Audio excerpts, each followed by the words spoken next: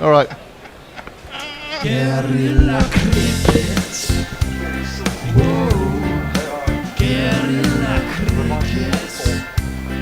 Whoa. Guerrilla. Take guard, man the barricades, patrol the cover boundary. At last the time is come, this is a cricketing emergency. Hear this call to arms for every cricket revolutionary. Take up your bats and stumps for the test match insurgency. At first they tried to silence us, but we would not be silenced. They threatened us with lies, so we threatened them with violence. Che Guevara, Sangakkara, Joseph Stalin, Douglas Jardine, Robespierre, Darrell Hare, Vladimir Lenin, O'Brien Kevin, guerrilla cricket. It's not about the winning, it's about how many rules you break. Even in cricket commentary, this is the best advice to take. Pick guerrilla cricket, it's the finest choice you'll ever make. There's so much more to cricket than rev counters and a slice of cake. At first they tried to sanitize us and clean up our act, but people like it filthy, and we know that for a fact. Fidel Castro, Lenny Pascoe, Carlos the Jackal, Umar Akmal, Mahatma Gandhi, Grant and Andy, Brendan Behan, Austin Ian, guerrilla cricket. Stick with us, cause you know we're not the kind of thing that you see on the TV and the radio. So vive la revolution. First they tried to buy us, but we would not be bought. Okay, we were, but then we ran away, and we will not be caught. We would not give up the ghost when they left us all for dead. They decapitated us, but we just grew another head.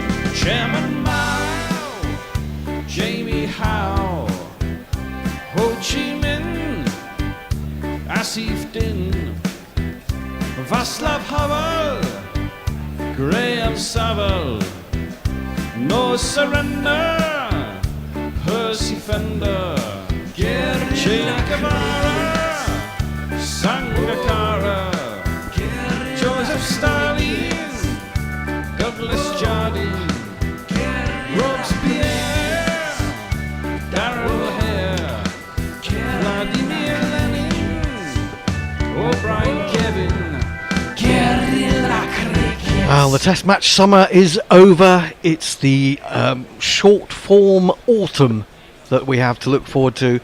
3 T20s, 5 ODIs against Australia. They've flown in from many miles away, and they've arrived in Southampton and found it absolutely fucking freezing. Good morning, good afternoon, good dawn, good dusk, wherever you are in the world. Welcome to Guerrilla Cricket. I'm Gorilla Hendo, Nigel Henderson, and I am joined by two doyens of the gorilla scene. On my right is none other than the hairy man, the beast himself, the bear. Beast, the bear. All right, peeps. And while talking about facial hair, on my left, slightly less facial hair, but in a way more sculpted, and quite a nice sideburn developing. You nearly said handsome there, didn't you? Almost, no, but I won't go that far. I don't want to do It's that. Grubby. It's Scrubby is here. Hello, everyone. Now, we are delayed by a quarter of an hour. You may have worked that out by now, because there was a little bit of rain earlier. And England have won the toss and put Australia into bat. Phil Salt will be captaining for the first time in the absence of Joss Buttler, who may still be back for the ODIs, but we don't hold out too much hope. I'll bring you the teams. England line up like this: Phil Salt, Will Jacks, Jordan Cox, Liam Livingston, Jacob Bethel, Sam Curran, Jamie Overton, Saqib Mahmood, Adil Rashid, Reece Topley and Jofra Archer. Jofra Archer has the ball in hand. He's going to open the bowling. He's going to be bowling to Travis Head, Matt Short, Mitchell Marsh, Josh English. The English. He's not English. He's English. The wicketkeeper Marcus Stoinis, who I love to hate. Tim David, Cameron Green, Sean Abbott, Xavier Bartlett, who'll be new to England supporters at the very least. Adam Zampa and Josh Hazelwood. Shall we jingle up the protagonists? The participants, yeah, Yes, absolutely. we got the bowler. He will break your helmet, break your heart. Hotter than lava, cooler than Bogart. In your face, at your stumps, on your toes, on your mum.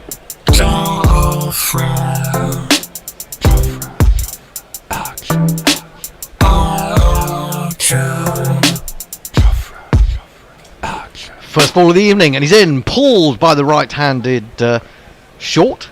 A short-arm jab, if you like. It might make it to the boundary. No, it won't. Jordan Cox runs round from deep square. They should have got back for 2, you would imagine. I thought it was Moeen, but of course he's retired. It's not Moeen, it's Adil. This man's facing. It's just a sweet Travis head. A sweet Travis head. From transdimensional Travis head. Well, he's not facing immediately. He's at the non-striker's end, and in comes Archer again to bowl to short, and it's full. And short drives into the ground. A big, thick insider edge runs away towards the man at the 45. Salt, keeper captain, keeping up the keeper captain role, does the fielding, and they come through 1. Travis Head will now be exposed to Archer. Anyone joined us? I'll say hello to a few people on YouTube. Kieran Roseblade, let's go Gorillas, says Kieran. Dave Wood says Hendo in his grief cave. Don't know how true that is, but he's very chipper today, I'd say, Dave. Wood, given half a chance. Philip Shaw, you bastards, I was about to watch the mass debate from last night. Is there a test? Are you just one-date wonders? Well, no, there's all this autumnal cricket to be going on with. I think it's quite clever to bring in the Australians when it's freezing cold. Archer into Travis Head. Oh, and he's done him with a fabulous delivery. Leapt on him, forced him onto the back foot. Unlucky not to get him just to feather that through. But that was a cracking delivery from Jofra. You'll be unsurprised to know I've gone under for the full of the first wicket. Oh, yeah. And where is that set? 23.5, which is a bit shabby considering it's Australia. I suppose it is a T20. 23.5. I mean, Travis Head can knock that off in about 5 balls, to be fair. Exactly, that is the problem with T20. Anyway, he's facing up, the left-hander. Top Tash. Not as good as Grubby's. Now he could be out. No, it's cleared the man at cover. He got a leading edge. He was completely foxed by that. This is a moral victory, and we always have moral victories as when England are playing Australia. Moral victory for Archer, but he hasn't actually got him out. He's got a single, and Australia have moved to 4 for no wicket. The GPL is open. How much is in the GPL there? Quite a lot. 146 quid, isn't it? Something like that. You have until 7:30 to get your estimates in. Yeah, it is 146 quid. Archer in again to short. Short cuts off the back foot. Well, plays it more with a straight bat. Certainly going to get 1. Might get back for a second. Oh, maybe a greasy outfield. Bethel comes in at deep point and slightly mishandles. And they get back for a second. 6 for no wicket. Short has 5. Head has 1. 1 ball remaining in the first over. Now Bethel has a haircut that would have been Heaven 17 would have been proud Heaven of. 17, Flock of Seagulls, Xanadu. a lot of new romantic bands that we could put him in. New romantics, that takes you back, doesn't it? Onto the back foot goes Short. He dabs this down in the direction of third man, who's not there. There's a deep backward point, so he's got some ground to make up. And they get back for a comfortable 2, so pretty acceptable considering it was a decent over. Australia will be quite happy that they got 8 off it. Short has 7, Head 1. More people on YouTube. Best Chewertas Karzes Bain. That's terrible pronunciation. Hello everyone, I feel it's a bit cruel and unusual punishment the ECB decides to bury me in 8 meaningless white ball games while the grief for the red ball matches still hurts. Stephen Kelk says hello world. Muttley says woof, change of plans because people can't maintain simple communication. Stuffed here, well maybe room for cake. Love and sausages. Ashley Partridge says hi. Lockie is with us. Stephen Kelk says that I look a bit like Hitler in Der Untergang. Oh, has Lockie got his Swedish student with him? Because she liked my flexing foot. I will flex it. For Well- everyone. If you send us a super chat, I will flex my foot. For, Lockie has already retracted a message. Oh, no! I don't know what that's all Oh about. God! Brian in Brisbane is with us, the very, very generous Brian in Brisbane. Hello from a bloody, freezing cold and wet Northampton. Hello, Brian. Reece Topley into Head, who pushes into the offside. They'll get a single to extra cover. I think it's Livingston coming in and doing the fielding there. Reece Topley it is, opening alongside Geoffrey Roger. We got a Reece Topley jingle? I have a Matt Short jingle too. Okay. Don't wanna say Matt Short's evil, but I think Matt Short's evil. Matt Short might be too evil to live. Is there a Matt Short as an actor? No, Martin Short isn't it? Martin Shaw, yeah. I'll give Topley a jingle. You can talk over the top. Over the top of Topley. Once tried to kill him, and AB smashed him off the park. Then Boyd Rankin shattered his hand. Monk should just be getting up, shouldn't he, in Melbourne? This is flicked away through mid-wicket. There is a man on the boundary. It's Bethel again. And they come through for one. Short moves to 8. Head has 2. Australia into double figures. 8 balls gone. I like the idea of talk over the Topley. Talk over the Topley. If some of the stories are to be believed, that's what we should call his old man. Indeed. Brian in Brisbane also says, oh no, sorry, I've already read that one, Brian, I beg your pardon. Lockie, though, his redacted message says, Oz will score 250, England bowled out for 42. Whipped away by Head. Out to deep square. Just a single will result. Moves to 11 for no wicket. Now Head, he had a weird series against Scotland, didn't he? He got a 80 off about 24 balls, yeah. and then he got a first baller. If I remember, I can't remember what happened in the third game. Off and away in T20. The ups Well, and downs absolutely. of cricket, Hendo. I know. It is true. They got the, You're hand, they only got the hand warmers. You're only Yeah. as good as your last game. Well, That's I'm not. nonsense, isn't it, that? Yeah. Topley in bowls. Oh, what a pickup from Short! That's a glorious shot over square leg. I never saw that coming, although people in the crowd will have done. And that is 6 amazing runs. That was just a pickup, wasn't it? I mean, it wasn't Yeah. a terrible ball. It was, maybe a little bit full, maybe a little bit in the slot, but there was no hint that he was going to produce a shot like that to that ball. It just Very astonishing. clean, very clean indeed. strike. Very clean. Topley in again. Bowls, and he's pulled that one. Has that gone far enough this time? Let's have a look. It's coming down in the crowd. Yes. Consecutive 6s. Oh my goodness, he's a danger, isn't he? Yes, he looks that way. He's bowling into his pads, isn't he? Really? Yeah, a little bit. Yeah, probably come round the wicket or something. 20 off 7. He didn't quite get that as well as the other one. It was a little bit more off the back foot, I would say, but it's gone the same distance. Yeah, you can't just bowl the same ball, which is what he did. Might have been a slower ball, might have been handy there, or back of the hand. Anyway, he's already gone for 15 runs off 5 balls, 1 remaining. I think Australia might get 250 here. You're absolutely right. Whoever it was who said that. You're going to get rolled for 42 then? Yeah. That was Lockie who said that. Lockie, we've Topley in for a final ball of the over. That's slightly better. He aims a drive at that one. Doesn't really time it. It was more the inside half of the bat than the middle. Up to mid-on. No run. And after 2 overs, Australia are 23 for no wicket. He bowled a maiden delivery there. It feels like a maiden, doesn't it, when you bowl a dot sometimes in T20. Kate Eleanor is with us. Hello, Kate, and says, evening from myself and friend Steve, who is on cooking duty down on the south coast. I felt like Lisa Tarbuck reading that one out. I love it. Lisa Tarbuck. Well done, Hendo. 3 balls in before mentioning the moral victory, says Brian in Brisbane. Hattie the Batty. I watched some Scottish versus Aussies T20 yesterday from earlier, and I saw Hendo's favourite stoyness, and that bloke never smiled. It might have been cold in Edinburgh, but really. Spangly Sly says, what oh chaps? Dave Wood. Wasn't Daniel Day-Lewis in my flexing foot? Very good. Nicholas Agar, Captain Salt, sounds very nautical. And in a moment, I'll bring you an update of a super chat. Now, new over from Archer, and Head aims a booming drive straight down the ground, but misses it completely. Goes through the salt. There is no run. 88 miles an hour from Archer. One of these. Use your bribe, super chat. Who super chatted us?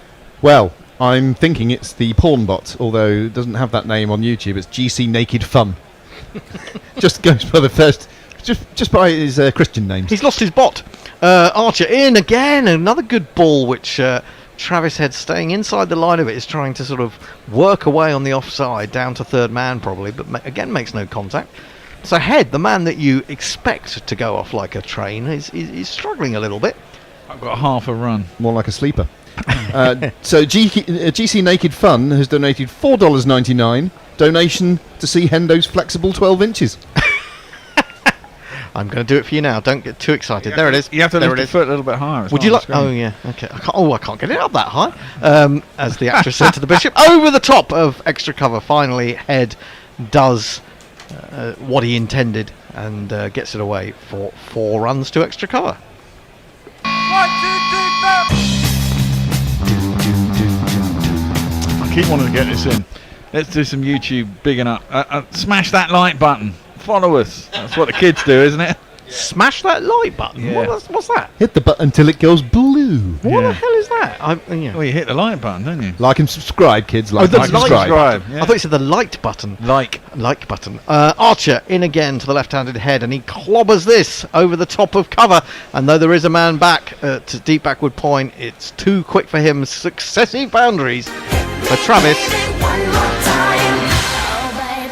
Our very own Messages points out that it's fucking cold there in Southampton. Nicholas Agar says, "Is Archer a Sagittarius?" Oh, astrology joke there. Yes, good one.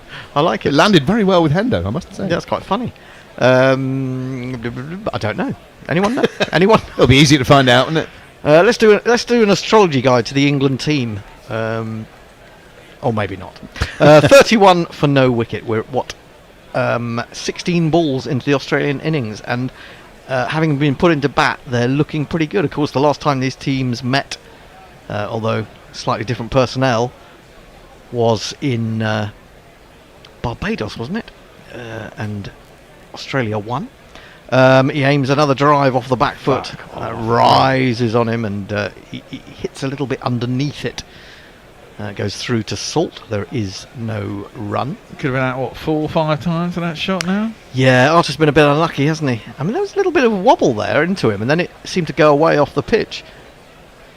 I hope Archer's fit enough to play red ball cricket again. Yeah. I'm sticking with my prediction that he won't. Oh, don't know. do that to me. I think he may play only one more Red Bull series in his life. Clipped away through mid-wicket. That's going to go all the way. How I'm far bored in is that jingles already. boundary? I mean, that's Wow. just crazy. Doesn't matter though. It was going to It's going reach to be any 4. boundary. It would have reached any boundary because there weren't any fielders out there. So 4 more runs to Head. 3 fours off the over Australia after 3. A 35 for no wicket. So the person I'm going to call Bine, because you know who you are, but the name's too long for me to read out, says to Nicholas, "Aren't Sagittarians the backwards and very religious idiots in Battlestar Galactica?" I don't know. Dara Azizi says, "Hi all." Kate tells us that Joffre is an Aries. Stephen Kelk says any reference to Battlestar Galactica is a good thing. Cornelius Davis says, "Good evening to you, brothers. I'm from Jamaica. I love listening to competitive cricket. 2 big guns shooting." You're very welcome, Cornelius. We have people from all over the Caribbean listening during the West Indies series, and hopefully some of you are still there, which is terrific. Welcome, Cornelius. And then Kate says Joffre was born 1st of April. I think so was David Gower. I think he shares his birthday with David Gower. I always remember an April Fool's birthday. What a smashing drive from short on the up. Glorious. But he picked out the extra cover. We have a new bowler. Topley comes out of the attack after going for 15. And this man is into it.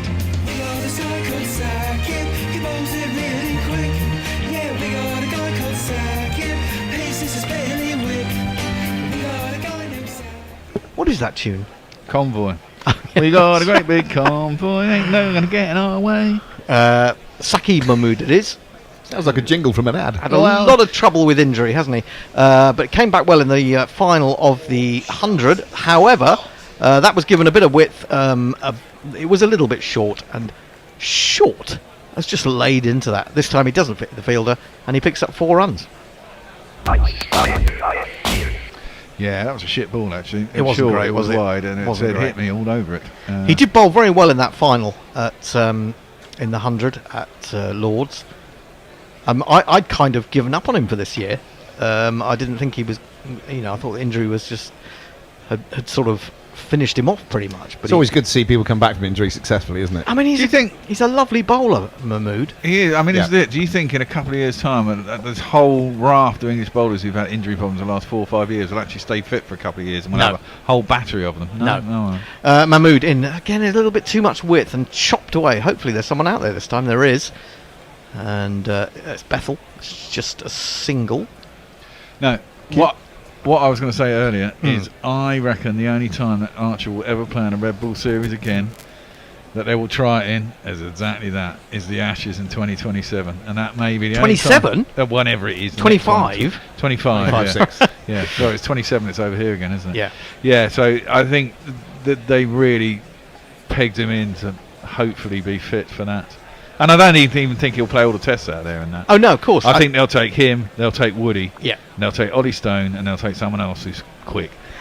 Atkinson now. Oh, I think he's got an edge through there. Well, Mahmood is interested, and ultimately the umpire is. Head says no. That's come off my shoulder. I'm going to review that. He was aiming a big booming shot over mid wicket.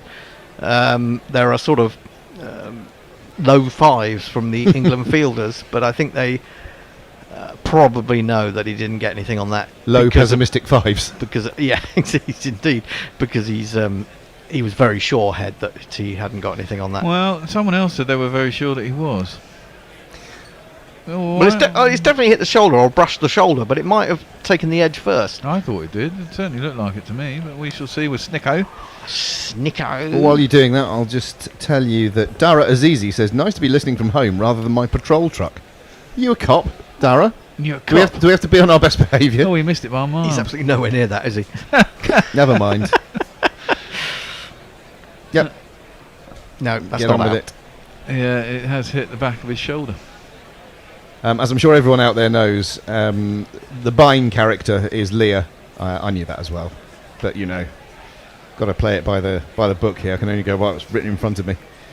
Well, Saki Mahmood was wrong, Phil Salt was wrong, and the umpire was wrong. The only man who was right is Travis Head, who remains 15 not out off 11. Australia 40 for none, and 3.4 overs gone. Mahmood comes in again.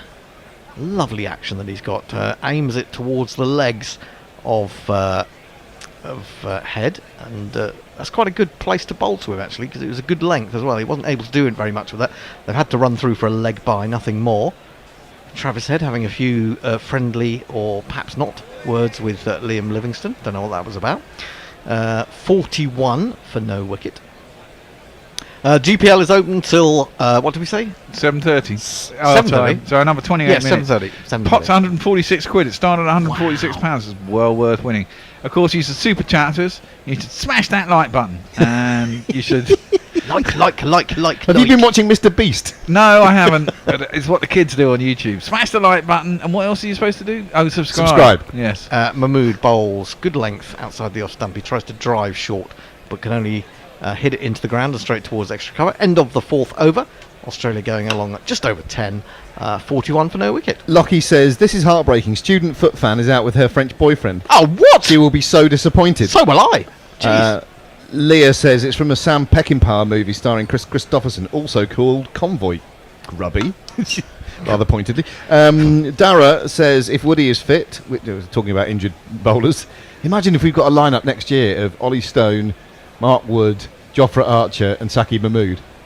Yeah. Imagine that happening and then all 4 of them breaking down in the test match. Well, Gus Atkinson as well. You've got to think about him. No, I'm talking about bowlers who've had significant injuries along the way. Oh, okay. What about Josh Tongue?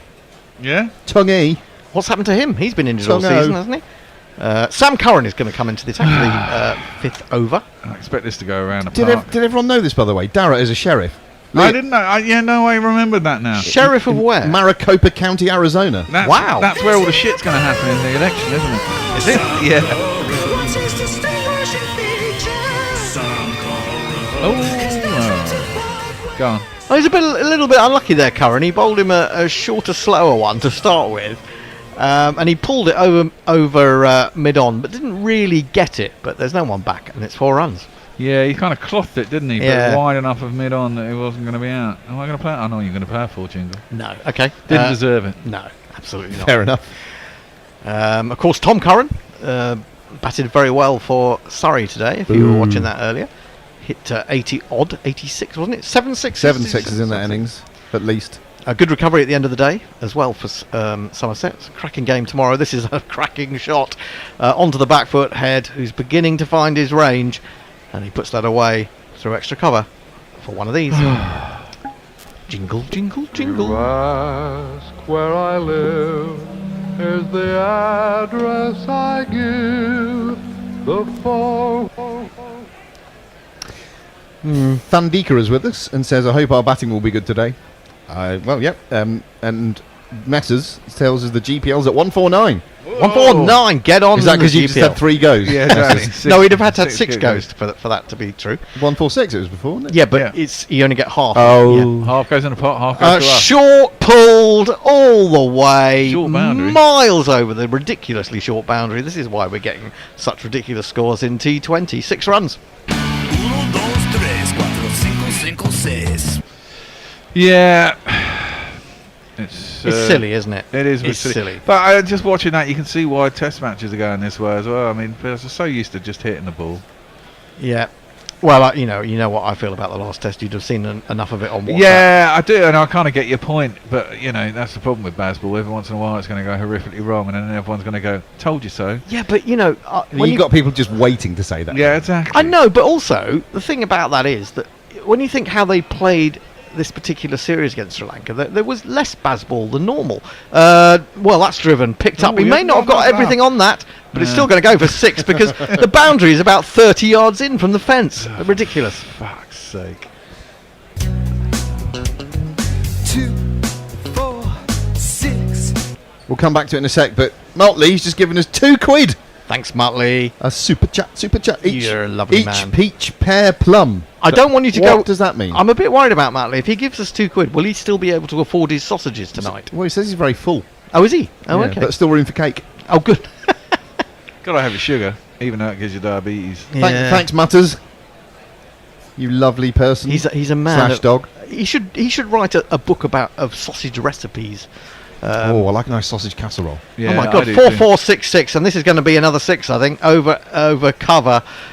Travis Head is now in the mood completely. This is now 26 of 5 balls of Sam Curran's opening over. Extraordinary. The run rate is now 13.8, and Australia are 67 for none with 1 over and 1 ball to go in the power play. Who needs a power play when you could just hit 6s? Well, I guess some of those miss hits might have actually been out. Well, yeah, maybe 1. 2 possibly. We're having a change after this ball, aren't we? We are. We are indeed. What's the change? Who's coming in? It is. God, I'm going to say this now, Smashed! Smashed! 1 bounce this time not playing a to jingle. wide of long off. 4 more Fucking runs. 30 off the over. 30 off the over. Oof. Travis Head has now left poor old Matt Shaw in his wake. It's 71 for none. I'm just going to read you one more YouTube message from our very own Jay Grover. Evening, after 10 days of gloriously cognitive sobriety, I'm a litre into Hawksbill rum. Nice. And then he writes something completely illegible, as if to prove the point. That's drunk typing. Well done, Jay. Welcome back. Welcome back. So, Messers, if you're there, Spangly Sai is the next one. Okie dokie. Right, so what happens now? Thanks. I'm going to say this, Thanks, Messi. Grabby. Tony, when he does his rotors, they're about 4 times the size. You can actually read them from sitting in his chair. This is really small. Sorry just about that. I saw that after I'd sent it out. It is actually rotor designed by Tony, but obviously copied wrong by me. Well, There. Oh, no, I'm not. Oh, it is me. Yeah, sorry, that was smashed out to the fence, and there is no run. It's Bear, Grubby, and Messers. you see, Messers, some of us read your rotors and Yeah. know who's doing what at any one time. Well, is it so small Thank I can't you, actually read it Grubs. from here? Yeah, well, I was able to magnify it on my phone. I don't know if you know about this. Yeah, I do, but We I have another super chat too coming up. Oh, yeah, yes. come on, they're rolling in. Keep it going, everyone. Smash that like button. Smash the like button, subscribe. We're getting all YouTubey now. Come and sit in the middle chair, Grubs. Well, they look all sullen. 2 people, both sides have got a bat. That's a top edge. It's probably got enough on it because it's a really short boundary. But definitely it was a miss hit. It's gone back into the crowd. It's a Very good. It's a Doesn't very, matter how short that boundary was. it's a very good miss hit. Wow. 51 off 19. Oh, for fuck's sake. Piss off. He's a fucking beast. Oh, he really is. I He love is a watching him play. He's great value. Great value. I'd like him more if he was less Australian. But hey. We'll give him a jingle just for the hell of it.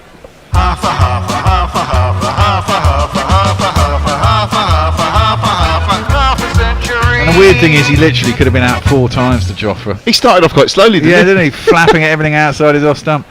Mahmood is in. And that one is on the hip. Oh, but he's going to get 4 runs because, you know what? Short leg's up inside. I can't be fucking bothered with all these jingles. Short leg is up inside the circle. And so it whizzes past him and it goes for 4 runs. The score moves on to 82 for none. 4. Someone said 250 earlier. We're on course for that. I'll tell you what, that's not going to be far off. I'm going to have to put in some higher GPL picks, I think. Yeah. Well, it's going to be interesting. Yeah, but actually. England may not get very many of them, Messers. I'm going to have another go at an under when Adil Rashid comes on the bowl. God, yeah. Yeah, that under didn't quite work this time. No, You can't it win them all, Bear. Yeah, so close. So close. Sometimes it's close, but no cigar, you know. So Jay Grover has very kindly sent us £2. He says, after decades, I have finally bought a smartphone. Now I can finally start my own. Go on, Jay, lad. Well, that's full, and it's bunted out to the man at backward point. They probably don't even get a single. My God, it's a dot ball. I'm going to go under 222 and a half, though. Because, Yeah. well... Good luck with that. I think, well... That's a high line. It is a very high line. That's why I'm going under it. A couple of wickets can fuck this up completely. Yes. They could still end up on 100. You know, they could really easily end up on 160 with 3 quick wickets. I'm praying anyway. Here we go. Head is facing up. There's a lot of boundaries in that timeline. Mahmood is in. Oh, he fucking lucky bastard! Just had a fucking big mow at that. Got a fat inside edge, Vatican slice. That's gone very fine. This is why I hate this game so much, and it's 4 more runs. And if you kids can't listen, then you bound to see the way you get shot for crossing a boundary, crossing a boundary. I mean, it's just a mow. Chill out, brother. It's just a game. I know. Just a laugh, isn't Just it? injecting It's just a excitement silly into game, it. too. Yeah. That's why we're smashing it and hitting the like button Yeah. or whatever. Smash the like button and subscribe. Hit that like button till it goes blue. As one of the YouTubers my boy used to like would say. Does it change colour if you smash I it? don't too know. many times? Maybe I it's don't only know. on his channel. I don't Someone know. can tell us. Well, that's heaved. Oh no, he's looking at that. Has it gone? It's gone high. It's probably gone far enough, hasn't it? No, it hasn't. We've got a wicket. Yay! Sakib's got a wicket, and it's Travis Head who scored 59 off 22 deliveries. Outrageous behaviour. But he's got top edge that one, and that is caught by our new romantic friend. No, it's, Yeah, it was our Is new it? romantic friend. That's Jake Bethel, isn't it? I thought it was Jordan Cox. We'll see. I thought it was Bethel. Who's right? It is... No, it's Jordan Cox. You were right. 50 quid to me. 50 quid to you. Okay, we got a wicket. Everyone heard that, right?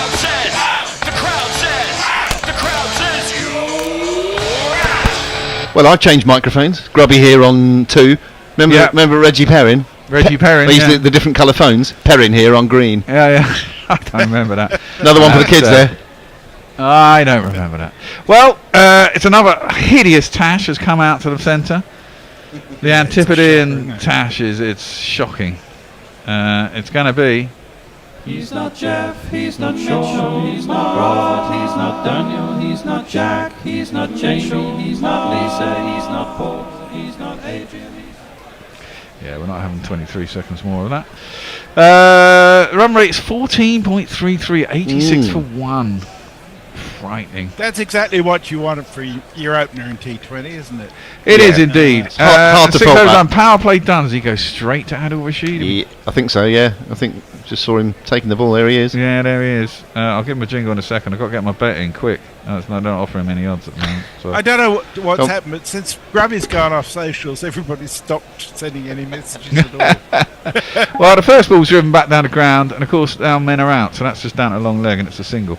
Yeah, if you look at the spreadsheets, you'll see when I'm on socials, engagement levels are way up. Yeah, there you go. There's good marketing for you.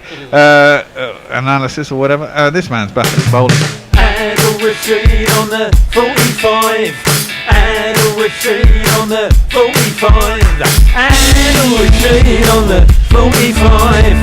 Adel Rashid on the 45. Adel can turn it both ways. Adel can turn it. Mitch Geezer. Marsh braces up.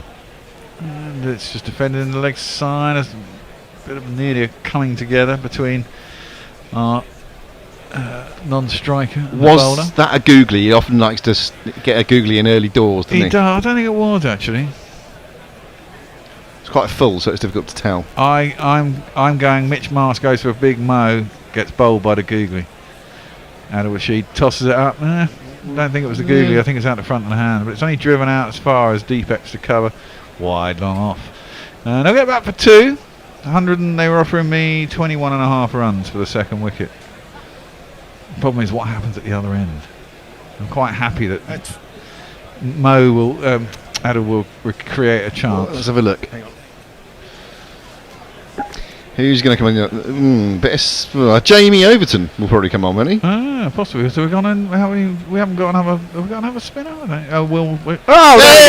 Told you. Don't know if it was the googly, but it was the ball. It was the big mo from Marsh, and he's missed it. Spot on. And in fact, it's gone on straight. I think it went straight. Props to the bear. The arm again.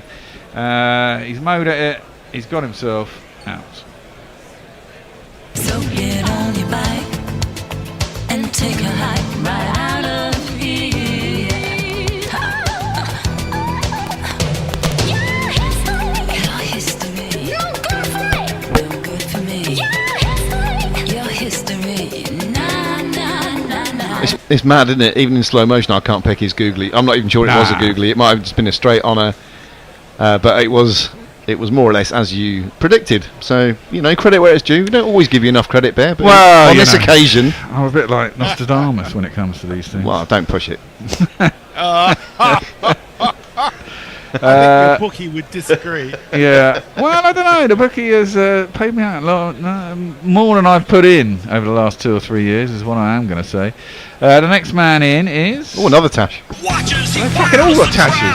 Should all be shot. Well, that's a bit strong, but fair. Josh Inglis.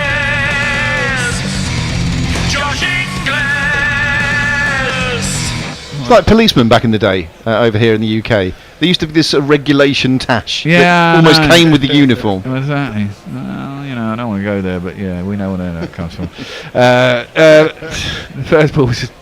that English face was put out into the offside and there's no run. That's a bit too full by Adel, and he gets driven up to long off.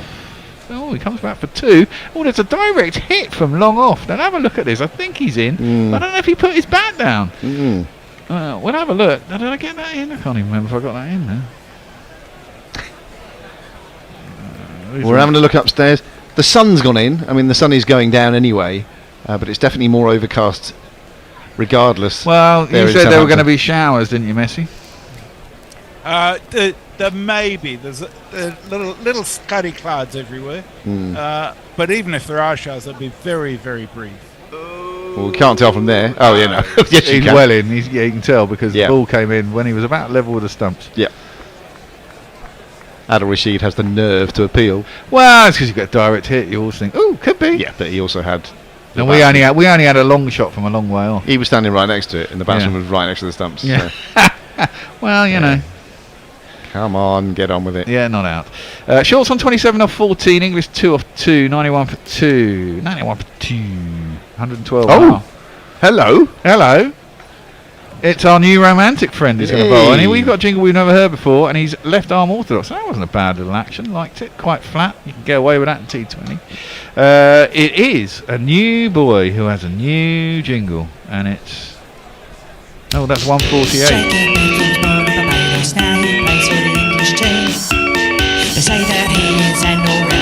Well, that's weird. That's going down leg side, and it is no run. Yes, there is.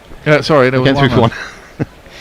And there was a chance of a run out because there was hesitation. The non-striking batsman had come through pretty quickly.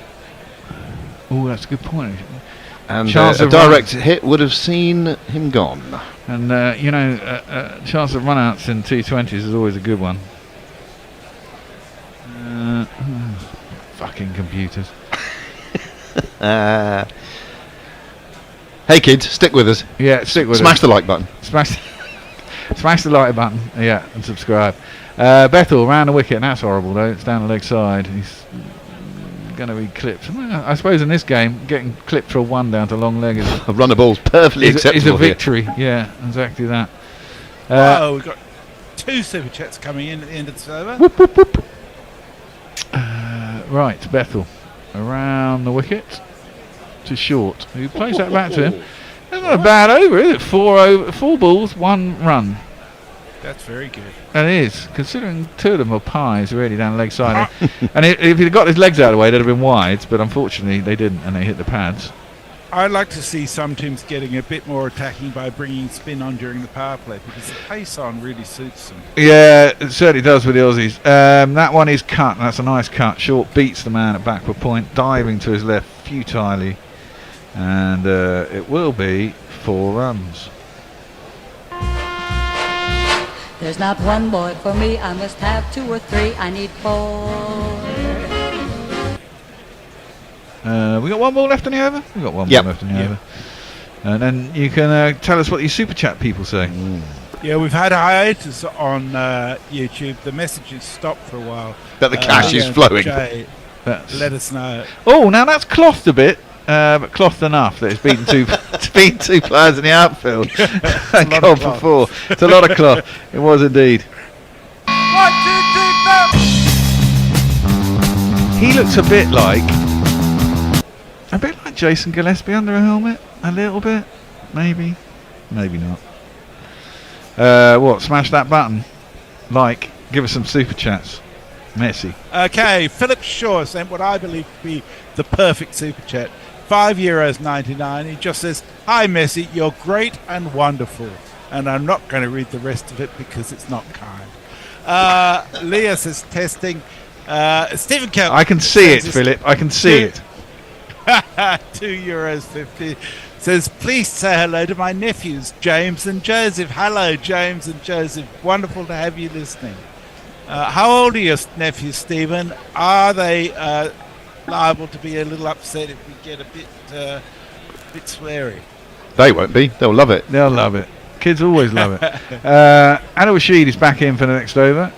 He's driven straight back past him. There's 1. I'm thinking about a second, but it's not there. Philip, if you want to call me rude names for cash, feel free. Yeah, exactly. Why am I one of those? Everyone else can see it.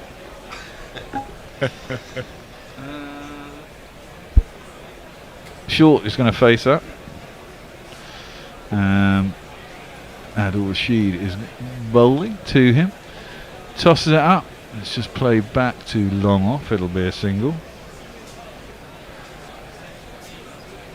Who's that fielding out there? It's Livingston. He's batting up 4 today, apparently, according to the scorecard. Yeah, I you quite can't like always that. take it as gospel, can you? No, you can't. But I guess if you can have a banger and you're going to let him bang away, you might as well give him A long tail, actually. I mean, you've got Jamie Overton coming in at 7. Of course, he can bat, but coming in at 7, really? Well, yeah. I guess that is the problem with this side. Well, that's hit long, hard, straight down. No, the guy's not a long off anymore. He's gone round to the wide long off. Almost a long extra cover. It should have been down his throat, but of course the batsman would have known that. We didn't. I was a bit excited for a minute there, but I don't know why, because it's actually... 1, 2, 3, 4. So James and Joseph are less than 10. Perfect age for a bit of sweary education. Yeah, absolutely. Well, Short facing up. Adil Rashid. Yeah, it's a standard leggy. And it wasn't English, it was Short, went back, cut it, couldn't beat the fielder. He was Will Jacks there at cover. 5th ball of the over, he's gone for 11 so far with the 1 wicket. That's onto the pads, knock it into the leg side. They're going to look for 2 here because everyone's out. Oh, now he's come halfway down the track. Oh, and he got back. Well, that's what I should go for. If I get this one, I'm going to go for a run out. Right. I always like a run out. They'll probably give you about 18 to 1. Do you think? Yeah, they usually do. And the further it goes into the game, obviously the less they do. I'll tell you now what they give for a run out. I bet those weren't the odds when Inzamam was at the crease. Yeah, run out's 14 to 1. That's still not bad. Wow. That's not bad. Tossed up, and all Short can do is plan out to cover. And there's no one. He's going along about 150, 36 or 21. It's pretty good going. And we reach the end of that over. Over to you, Messi. So, lots of stuff going on. Dave Wood says, don't forget to hit the notification bell. Rick Brown Barish says, the best part about being a Patreon is hearing all the jingles that the bear can't stand. He says, I have an embarrassing story to tell. I was commentating last Saturday in New Jersey, and a couple of guys came around to watch. One of them said hello, and I pointed out his Australian accent. 5 minutes later, I was apologising to Ross Taylor for calling him an Aussie.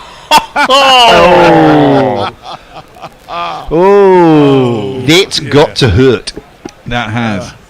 Well, Bethel drags that well into the pitch, and he's getting away with, well, one eye bowl, which is kind of a bit of left army filth into the wicket. You're just bowling darts. I like it. It's a way to go in T20 cricket. Well, going at 10 and over in this innings is actually slightly below the average, so not too bad. Yeah, they've dragged it back. It was 14 after the power play. That one is on the stumps, cut. Should be a man out there. Should only be one more. It is indeed. Move on to 110. Yeah, it doesn't look like this kind of bowling is really not going to get you a wicket unless a guy gets himself out, really. But this only keeps the runs down. Yep. They're still going at 11.8 and over, by the way. Yeah. Bethel in again. That's he's bowling wicket to wicket. It's on the wicket. Oh, they haven't. No, he hasn't beaten the man. There's two men out. One at wide long on, one up sort of straightish mid wicket. And the cloth last over beat the pair of them. This time it didn't. Jamie Overton out there. And Liam Livingston. By the way, in relation to an earlier tweet, Grubby, I can confirm Dara Aziz is not merely a copper, he is a sheriff. Sheriff, no, that's right. We got that info. I was sore impressed. Sore impressed, I was. Clipped out to deep cow. Really? And it's now been 108 days consecutively where the temperature's been over 38 degrees. Oh, that's terrible. Oh, that's good. You could be sweating cobs under that big hat. Sits in his cruiser all day, don't you? With the aircon on. That one is cut, and it was a poor ball actually to end the over from Bethel. Dragged it down, but it was wide, and he was able to get back, rock back, cut it in front of square out to the boundary, and it will be one more ball. 4 runs. Oh, it's a one more ball. One more ball. It's 4 runs. But we have a super chat. Okay. So much action on YouTube, I can't cover it all. I'll do it after this ball. Okay, well, that's into the pads. It goes on stands Wales, the man on 45, who isn't Adil Rashid. But they get through for a leg bye to end the over. 117 for 2. A super chat from Philip Shaw, who sends us €5.99. He says, Bear, we love you. We all love you. You big rogue. You're just not worth the money Messi gets. That's okay. He actually called him you big rouge. Yeah, he says a rouge, yeah. I'm sure he knows okay. And word you changed. So there's heaps of stuff for anybody on socials to pick. That is James should be with us. Hello all. It's hard to get through all the stuff on YouTube, but we're on a drinks break, so you should be able to get it in, James. Okay, Catch you later. Shall I dive into some of these? There is a lot of chat. Thank you, Grubby. There's a lot of chat around the breaking of YouTube. So I think if they don't mind those people, we might just pass that over. And we'll head into Kieran Roseblade, who said, I'm delighted you're all here in an evening as well. Here's some maths for you. Who feels confident at maths? Here's his equation. Gorillas plus alcohol equals better commentary. Yes. Yes. The bear, fresh off the back of a super chat, agrees with that. Lockie is saying, don't knock the great Aussie Tash. Looking like a 17-year-old actor is groovy. Well, you'll agree with that, Grubby, I'm sure. I've very much modelled mine on a 70s porn actor. Well, yeah, as I said, yours has the benefit of having sides. It's just the slugs on the top of the lip that I cannot stand. I wish I could grow one as thick as, say, Travis Head or the British comedian Mike Wozniak. Yes, who's got the best tash on telly.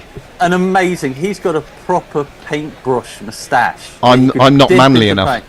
Yeah, no, it's Travis Head though. He's got the Lasso, Ted Lasso look-alike. If you put Ted Lasso and Charles Boyle from Brooklyn Nine-Nine into a blender and added some batting ability, you would get Travis Head. Yeah, that's frightening. He's impressive. He's testosterone filled. He scored, what was it, 59 off 22 today? It was utterly absurd. And he started quite slowly. And he could have been out 4 times in the first 8 balls. Who cares? 59 off 23 it was. He's the kind of person who, when he sees Sammy Curran coming into bowl, even though he's got gloved mitts, starts rubbing them together, I would imagine. He hit 30 off his over, didn't he? He did, 30. Little Sammy. 4-4-6-6-6-4, wasn't it? Little Sammy crying behind the bins. I know, and Mummy wasn't there to dry his tears, which is sad. Well, we have a change in the bowling. Not a bad choice. It's going to be England's two-way spinner. Well, an optimistic shout for LBW first up as an attempted sweep hits short in the chest. England think about reviewing it. You might as well. You've got 2 fucking reviews in 20 overs. You've had 10 of them. You've got, I don't understand this. This happens all the time. No one bothers reviewing. It's like, they must think it's definitely not out then. Well, if they think there's even remotely a chance, then they may as well. It's too high. No, it's too high. I think it's on leg stump. I think it turned enough to hold the line a leg stump. We're moving on. Livingston is in again. This one is swept, picked up nicely. Is it going to be caught in the outfield? Caught in the outfield by little Sammy Curran. A tiny bit of redemption from that over where he got absolutely smashed everywhere. Livingston has a wicket, which is his second ball. He might have had one with his first, but this time he definitely has to walk. Another one bites the dust. I think that is going to be out, Fred. Another one bites the dust. Good bowling change. Well done, Skip. It was. Good catch from Sam Curran down low. Thought he would misjudged it for a little bit there, and he was not going to quite make it, but all good. A decent innings from Matt Short. 26 balls he faced for his 41, which looks pedestrian next to Travis Head with his 59 from 23, but a really good innings for his side, and the 2 of them at the top of the order got this innings off to a flyer, and it's going to be a pretty imposing total, you would think. But a bit of respite here for England's bowlers. Livingston in just his second ball. Sam Curran diving forward from a deep square leg position. Really good catch. And maybe now is where England peg Australia back a bit. What do you think, chaps? Well, let's hope so. Here's a man I don't like. Oh, Stoinis might change all that. All the side wants is a Marcus Stoinis. He's the solution, and all the side wants is a Marcus Stoinis. Yeah. It's an impressive strike rate in T20 international cricket of 146.5. Wowzers. Not a bad average for T20s, actually. No, over 30, 31.5. What's not to like about Stoinis is I think he's an admirable cricketer, apart from being a bit too Australian. Well, he's as you described him earlier. I know, he's Australian. And that's racist. Well, it's in cricketing parlance. No, I think he's mean. Oh, yeah, okay, fair enough. It's at least xenophobic. Look, if Australians can't be pantomime villains, who can be, for crying out loud? Stoinis with a perfectly correct forward defensive shot I to think start. you're picking the wrong pantomime villain, though. He seems quite cuddly and nice. Well, no, I remember a particular innings when we were battering them somewhere down under when he was really starting. He scored about 70 off 20 balls. Tossed up. It's a full toss, actually, outside the off stump, but he can only cloth it a bit too long on, and there's a single for Stoinis to get off the mark. 119 for 3 is the score. The 2 balls shy of 11 overs having been bowled, so that run rate is still in excess of 11. Already looking like a pretty impressive total that Australia are going to post here. Livingston in again, bowls a ball just outside the off stump. Josh Inglis, who's back and cutting this backward of point, fielded by Jordan Cox out there. They come back for 2. This is a damn good over by Livingston at the moment. It's Bethel, by the way. Sorry, it's Bethel who did the fielding. We've already confused the debutants once. Yeah, They've got little flicky mullets, haven't they? That's the trouble. Yeah. That's right. That is the trouble in many respects. A drive by Inglis, which is fielded on the circle at extra cover, and there's no run. I think that jumped off the turf, didn't it? It hit the bowling end of... That can always happen, yeah. So the run rate is exactly 11 now, 121 from 11 overs. pleasing square number. Yeah, go for it, James. Yeah. So we got a little bit of talk of mixing up nationalities. Jay Grover saying, I used to enjoy mixing up Canadians with Americans when I lived in India. And Brian in Brisbane saying to Brian Barrett, always in trouble mixing Aussie with a Kiwi. Yeah. I suppose like mixing up USA and Canadians. Yeah. Too. Are you reading the right one? The Canadians and the New Zealanders love all that. Yeah, they thrive off it. Yeah. And then I'll give you a quick, Jay Grover. My computer just broke down. I blame Grobby. He can't take my OnlyFans twerking. Well, we've had a super chat from Jay as well. Woohoo! Oh, have we? Oh, yes, we have. Yeah. Thanks, Jay. Oh, yeah. Okay, I'll read it after this. That's a reet gooden. Stoinis is going to face up to Adil Rashid, who's into the wicket now and bowls an absolute pie for him and gets away with it as Stoinis aims a premeditated reverse sweep and can only find the man at backward point. Quickly, I will super chat. Jay Grover says, James, you utter swine, you've changed our room. Only Ron will quiet my autism. Yes, I have. Oh, yeah. Like my family, they've sent me to the bedroom. Away with you. Away with me, get away. Stoinis facing up to Rashid once again, who's into the crease. A ball outside off stump, a sweep, which he connects quite nicely with. One bounce fielded on the boundary there by Bethel, and just one run. So a little bit quieter in the last 8 or 10 balls. It'll be dewy tonight, won't it? That dew will be coming in. Will that mean that? Is that good for England? Yeah, when they bat? doesn't it mean it skids onto skids the bat? across? Yeah, maybe more difficult with the likes of Adam Zampa to grip the ball as he would like. We're clutching at straws a bit because England are clearly second favourites in this game, as my friend Deck well knows, having backed them at the start. This is possibly a googly to Inglis, which he goes back into his crease and aims a rather ugly looking swipe to long off. One more run. So how many have we got from this over? Just 3, I think, so far from the first 3 balls. 123 for 3. Stoinis back on strike. Rashid is going to bowl to him now, just outside the off stump. A little bit of pace off there, and he times this forward defensive shot quite nicely past Rashid for another simple single and a smile from Stoinis, which some of our Stoinis haters will probably warm the cockles of their heart. Well, he came across quite well in the test, actually. The reason for the smiles is because he timed it so well that it's sort of half. Well, it was aerial as it passed Rashid in his follow through at catchable height, sort of knee height. Rashid bowls to Inglis, who squirts it away through cover point for yet another single. Certainly quieted down in the last 12 balls, eh? 4 balls off. 4 runs off the 5 balls in this over so far. Run rate dips below 11 for the first time in ever. 125 for 3. 1 ball left in the 12th over. Lots of coats and hoods in the crowd there at the bowl, which apparently is a terrible ground to get to and from. Yeah, it is. I've never been. You been, James? Been once. It's a bloody nightmare. Yeah, I've heard. Yeah, basically it's just in a sort of shopping area, but there's only one road in and one road out, basically. Sounds terrible. Wide googly from Rashid to finish the over. Another run for Stoinis as he dinks it to backward point. That completes the 12th over, 126 for 3. James? Right, we've got millions here. Nicholas Agar saying we have too many jacks of all trades. Mayank, it's not too bad. It's Phoenix, Arizona where Dara is, so it's very dry heat. I've been there in June. It's hot, but it's not like humid and sticky. And then Brian Barish telling us that Ross Taylor was a pretty good sport about being called an Aussie, but also joked that I was okay for a Canadian. Yeah. And then Brian in Brisbane back in 2019 when we left Saudi Arabia, it was 51 degrees. Jesus. That's just unlivable. That's just shouldn't be. And Jay Grover saying to Nicholas Agar, trust me, it's better than being wanked at everything. Tell that to some of the England team. And Mayank saying, I can't look at alcohol anymore for the next few days. Got absolutely trashed Saturday night in NYC. Missed the first 40 minutes of the US Open men's final thanks to that. Absolutely love NYC. We were talking about this on the way here, me and Hendo, as Stoinis hits Livingston's first ball of this over for a 6 back over his head. Yeah. Boom.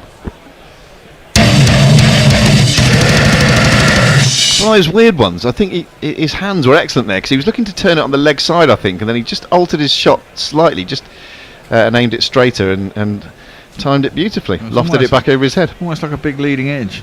Nearly. Almost, yeah. Those leading edges do fly miles, don't they? There was Yeah. one from Travis Head earlier that just ballooned. I mean, most of the way to the boundary. Ridiculous. Reverse. Oh, that's got to be Plum LBW, not given by the umpire. Oh, that's Surely we'll have a review there. I think the only thing, And then maybe he hit height. Maybe height. No. Obviously, if he hit it, did it pitch outside leg? So those are the three. Oh, it wouldn't be outside leg because it was a reverse. He was going for a It reverse does, right. sweep. I mean, it was on middle stump, so. Yeah. Maybe the height. Look down. We're having a look at it this time. What on earth is Will Well- Jacks doing there? It's doing like a double. The Will Jacks is like doing a double ghost wank. A double fister, yeah. He's a double fister. That'll be a meme. That's hit him what in front of in front of middle and off. Now Ultra Edge goes past the bat. Nothing. No bat. Hits him halfway up his shin. Yeah. He'd taken quite a big step down the wicket, but that doesn't necessarily save you, of course. Back in the old days, umpires are always taking a big old stride. Yeah, Well, it can't be out. That doesn't mean it can't be out, does it? No. And obviously it's been proven many times with the technology in the last 20 years that those balls often go on to hit the stumps. We shall see. We think it pitched in line. It did pitch in line. Oh, It's my- hit him in line. It's going on Yeah. to hit the stumps. Yeah. It's going to be overturned. Fantastic review from England. Well done, Phil Salt. Better than Ollie Pope. Fuck off! Just fuck off! Stoinus. Poor umpiring. Plum as plum can be. On your bike, mate. I'm going to be a bit kinder to the umpire there, Bear. I think that there was that flurry of arms and legs that often comes with a reverse sweep. He's a long way down. You're thinking, I'm not sure how much this is going to bounce. It might be bouncing over the top. There's enough doubt when you see it first up to err on the side of caution and not give it. Well, not for me. Yeah, but you're a spin bowler and you think everything's out. Well, that yeah. one was, as it turned out. James, you got anything more? Yeah, I'm so far behind on these texts. Well, you can miss a few. You don't have to say everybody's. Oh, They okay, should super chat us if they want to be. Definitely Yeah, there heard. we go. I'll miss a few so that people will do that. Lockie's saying, stupid Australia falling to bits. My 240 prediction is as dead as Bear's IPL career. So still going, still Well, possible. I'm still hopeful. Yeah, you just never know. And then Gordon Dixon, good afternoon from Jamaica, loving the commentary. Yay! Which is very nice. Mayank says, enunciation is key, Bear. I almost heard another word instead of Dewey, and I assure you it's not nice to our... Another big LBW appeal. It's Tim David's first ball. Again, it's given no out by the umpire. Are they going to have a look again? I think they do want to look. They look very keen on the appeal. I think less so, unless it's actually turned. Well, it's pitched sliding on down. leg. Yeah. No, but it would look like one of his leggies. Yeah, it did. It's a question of I didn't see if it turned straight enough. I'll have a look on the replay, but that'd be handy if it is. I think it's as good a shout as the previous one. Well, in which case it would be out, wouldn't it? So we'll have a look. I think it's Who's better at LBWs, me or you? What we're going to find out. I get proven wrong lots on these things, so I'm going to say it's a decent shout. Pitch is. Oh, it was. Well, it did it depends how pitch much it's- outside? No, I don't Did think it it pitch did. outside, or did it pitch just on leg stump? I think that's marginal. We're having a look again, but I don't think he got any bat on it, did he? No. No. Oh, Again, it's actually, hitting. if it's straightened up like that, I think you could be right. It could hold its line on leg stump and be going on to hit. Could be. Bear in mind it's been given not out on the field again, so it does have to be clanging rather than clipping. That's the technical term there. But they were While pretty we're keen. waiting, Yeah, go for it. Robbie, Pokey Bumfinger pointing out that a double fister is different to a two-hander. Thinking about Will Jackson, and I think that's right. I think he's to use a slightly explosive word. He's pulled you up on that one quite correctly. I'm reminded of the classic Rodney Marsh chat when he was picked for England by Sir well, Alvin. I Hang on a think sec. It's pitched on leg. Yes. It's hitting halfway up leg. Yeah. It's a first baller for the dangerous Tim David. Bye. Livingston on a hat trick. We used to have a jingle. Bye. Who was that by? I can't remember. It was something By like 5, isn't it? Or NSYNC. NSYNC, yeah. And sing, yeah. But that always got dinged on YouTube, so I had to beep in. On your bike, mate. One day when I win a few million quid, I'm going to sue those fuckers at YouTube. I would like to think that I would use that sort of money in a more fun way than suing somebody. Well, that would be quite fun for me. Well, whatever gets you off, man. If I had enough money, I'd sue him. I'd love to see him in court. Each to his own. What I'll have my day in court. Oh, exactly. I mean, they'd have to justify their own fucking rules because they seem to break them all the time. Can he get a hat-trick of LBWs? Has a hat-trick of LBW ever been done? I'm sure it has. Anyone think of one? Well, no, not off the top of my head. Wacker Eunice, probably. Yeah, probably. Wazim or Wazim, yeah. I mean, Wazim Akram's taken 4 in 4 balls, isn't he, in a one-day international? Possibly more than once. Absolute monster. 132 for 5, all of a sudden. Well, I did say that, didn't I? What, you said 132 for 5? No, I said I'm going under 225 and a half because that seems extraordinarily Oh, you did, high, yeah. Well, that's a very good bet. Cameron Green has come to the crease. It's a slip, but his first ball is full and it's driven to wide long off. And the man runs round from the straight long off position. It's Jofra Archer to do the fielding. He's going to get a couple there to get off the mark. But a lovely bit of play. And Livingston, figures of 3 for 11. Wow. Mad. Be funny if he got... I think Adil Rashid's best ever figures in the T20 is 4 for 2. 4 wickets for 2 runs. Be funny if Livingston got a 5 for, wouldn't it?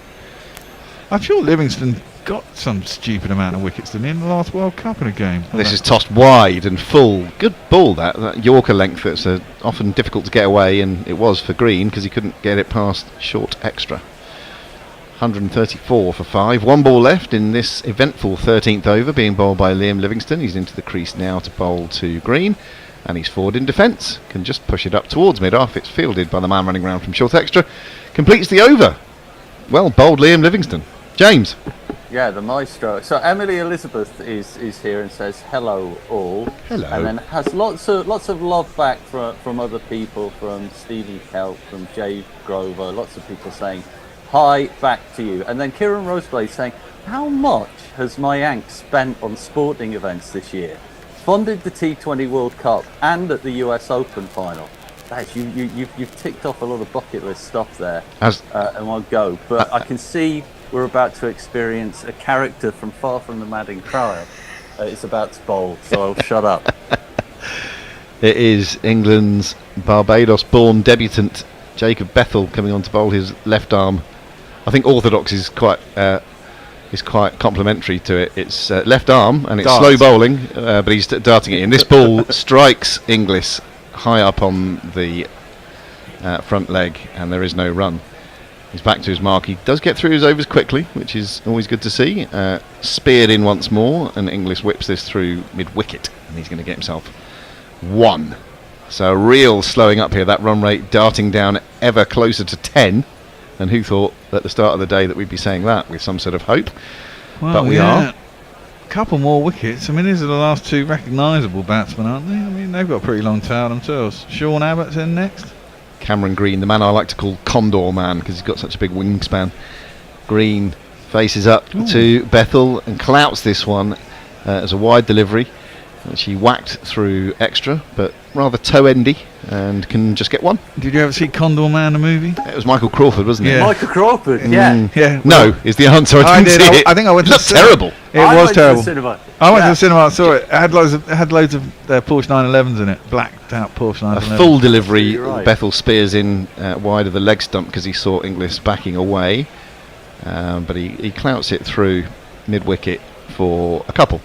I seem to remember that that in the film Crawford plays a comic book artist who creates the character of Condor Man, then ends up playing him in real life. Something like that. It's like a James Bond type character. Layer upon layer. Bethel round the wicket, round-armed, filth, and pulled away successfully by Inglis. That is going to go all the way over the square leg boundary for the first one of these for a while. One talk over the line, sweet Jesus, one talk over the line. Yes, James, you're Guerrilla Cricket's, whether you like it or not, resident film expert. Barry Norman, if you will, for the Guerrilla age. Well, I remember is that I went in expecting some mothers to have them with superhero slant. More roller skates. No roller skates. More roller skates, please. Inglis facing up to Bethel to complete the over, and he gets away with a maiden delivery there to finish the over. 144 for 5 after 14. So we've got Gordon Dixon saying, after such a good start, Oz are falling apart. Yeah, glad to hear that. Anthony Henderson watching from Trinidad. Great game so far, England. And then my aunt coming back to Kieran Rosebud. I'm very poor now, thanks to sports. Anyone want to send me some money? You're As rich. Well, it's more than welcome. Rich in your life experience. Yeah, Wow. I can't think of absolutely. anything better to do with money than going and watching brilliant sporting need events your- all around the world. But he needs his own super chat. And then Lockie saying Bear has lost a little bit of weight and been groomed, unless I'm mistaken. Ain't nobody grooming Bear, let me No. tell you. I had a haircut a while ago. Hair doesn't grow as Okay. quick when you get older. That's what I've realised. Yeah. Although I still don't ever cut it about 3 times a year. I always remember about 6 weeks before I actually get it cut that I should get it cut, and then it gets very floppy. What happens for the next 6 weeks? Why the lag? Livingston starts a new over. It's a full delivery, which is pushed up to long off by Green for a single. I always find going to the barber's a tedious process. Is it? Yeah. Well, yeah, because you have to go there. I mean, something You have to go do. there. Yeah, you Exactly. do have to go there, yeah, if you want Sit in someone a to do chair. it. And, you know, I mean, I know my barber's quite nice now, so either they don't talk to me or we talk about something worthwhile, but there's nothing worse than... I sometimes fall asleep when I'm having my hair cut. Do you? English backs away to the leg side and hoiks it through cow corner. We'll come back to that in a sec. It's a bit of relay fielding on the boundary there, and there are 2 runs. Yeah, I just sit there, and because I mean, sometimes practically I just want to shut my eyes because I don't want hair falling in it when he's cutting round there. Yeah. And sometimes that leads to some meditative state, which I like to call sleep. If anyone's got a blade close to me, I tend to stay away. High alert. Yeah. Back goes Inglis and cuts this one through point. Just going to be 1 though, because he nailed that one. Bethel Do you know- does the fielding. I haven't had my hair cut at a barber since before COVID. Right. I now cut my own hair. Stayed in because the- of COVID. yeah. And all my families. I make my family. And my son broke away and had his hair cut professionally. It did look a lot better. Yeah. Green faces Livingston. It's going to be a wide down the leg side, that one. Yeah, he fired it down, and Green canny enough just to watch it and not continue his movement down the leg side, which I suspect is why Livingston flung it down there in the first place. But wide it is. 149 for 5, halfway through the 15th. Another change after this over in the com box. Flighted delivery from Livingston, bowling with a great deal of confidence. Why wouldn't you, after the 3 wickets he's taken?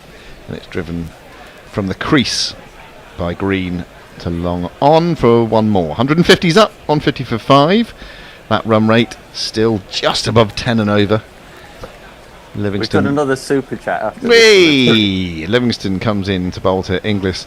A beautiful shot here over extra cover. Held the shape really well there. Stayed strong in the shot. Lofted it over extra cover. 1 bounce, 4.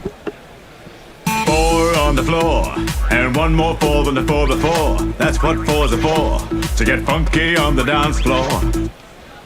And the super chat's for $10 from Messi saying, just sharing some of the savings I've made from not going to a barber in 20 years. Nice one, Messers. I admire your commitment to the non-hairdressing world, James. I've caved a bit because I did continue it after COVID, but not for that long. Inglis pulls one towards the boundary, gets 1 more. He's going to take the strike next over. Was that 155 for 5, I think, at the end of that over? Yeah. And we're having the change, Bear. Yeah. have a What look are we having? We're having having- James, I'm you're going- still on. I'm Hendo's still coming here. back, and Messi. And we got is Messi, gone. yeah. Yeah. So it's going to be a 1 shot and a 2 zone. And Hendo Here's will be here Messis. shortly. I shall sit here until he arrives. Okay, that's good. Messes, I've fallen a little behind. on No, mate, it's YouTube. okay. I'm with you.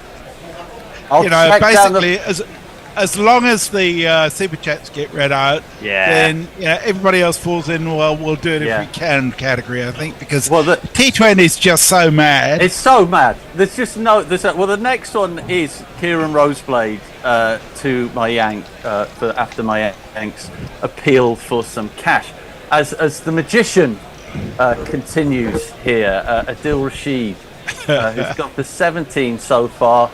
This time, English steps away, hits it down the ground, but just for a single. What have you made of the England's comeback, Hendo? Tremendous, and actually I think it proves that spin is so important. Certainly tonight. Absolutely. I mean, if you look at the figures of the pace bowlers compared with the spinners, England have had 3 spinners to call on. It makes some very interesting reading. Yeah, they took a bit of tap up front. The faster boys, as Rashid comes in again, slides on to Green. He attempts to force it into the offside, but to no avail. Green has the look to me of the country bumpkin cousin of Stuart Broad. He looks like You know, he looks like Broad with a filter of some sort. Well, it's funny you should say Country Bumpkin. I'll wait. Rashid in once more. This time keeps a little low, and Green hacks this out into the offside where it's nicely fielded by one of the new Mullet twins. I think that's Jamie Cox this time. Go on, Messi. The number of times during the last test that Josh Hull was referred to as being from farming stock. Oh, yeah. Rashid once more. It's wristily pulled into the onside this time by English, but just for a single there. Rashid, as always, scaling it back. Yeah, what does that imply? That he's from good farming stock? And he's big. Yeah. It's a big but one. not necessarily very bright. Is the feeling one gets. We got two more super chats coming up. Oh, fantastic! Well, this time it's shorter pitched by Rashid, but it keeps flat onto the wicket. Green is able to steer it away onto onside for a couple there. Should we super chat quickly? Or will this one? Yeah, Jay Grover sent us £5. I haven't had my haircut for a decade, and I look like Fabio, a hideous hairy Duergo Fabio. And Philip Shaw sends us €249 and says, I once asked a barber, so what do you do? Well, Rashid comes in again, and it's a carbon copy essentially of the previous delivery that Green is just able to manipulate onto the onside. The over is finished. It's 161 for 5 after 16 overs. What else we got, Masters? Well, just going back a bit. Sorry, Mayak says that he's asking for money because he's so broke after going to so many sports. But hey, it's not bad. It makes up for that shit job in Houston, doesn't it, Mayak? Muttley says, I'm knackered, primates. Was up till 5 a.m. watching the debate with a friend from Time to go to bed, love and sausages. Well, having seen the food that you've eaten tonight, which was a mixed grill and rice from the kebab shop, wow, you should be absolutely stuffed, Muttley. It was huge, wasn't it? Well, talking about people who have been stuffed, here comes Sam Curran again, and he got royally stuffed, like a Christmas turkey in the one over that he bowled previously. It's a bit of a risk. It's a bit of a risk, this, isn't it? It is a bit. It's more than a bit of a risk, because he travelled for 30 previously, just as England have wrested back control. Our new skipper, Captain Salt, rolls the dice and brings back little Sammy Curran just back from crying behind the bike sheds about what Travis Head had done to him. But this time it's Green facing him, and he comes in. It's down the leg side. Well, you won't get a 6 off that because it's a wide.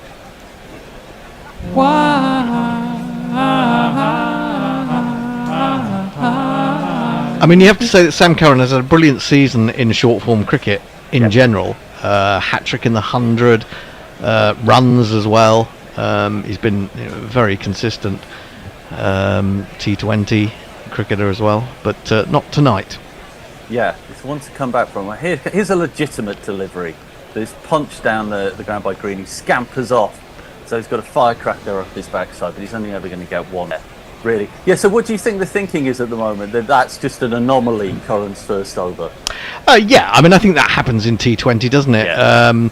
That you someone has an over like that, you get them out of the attack, but you especially if those batsmen are still there, but against newish batsmen. I mean, they're not new.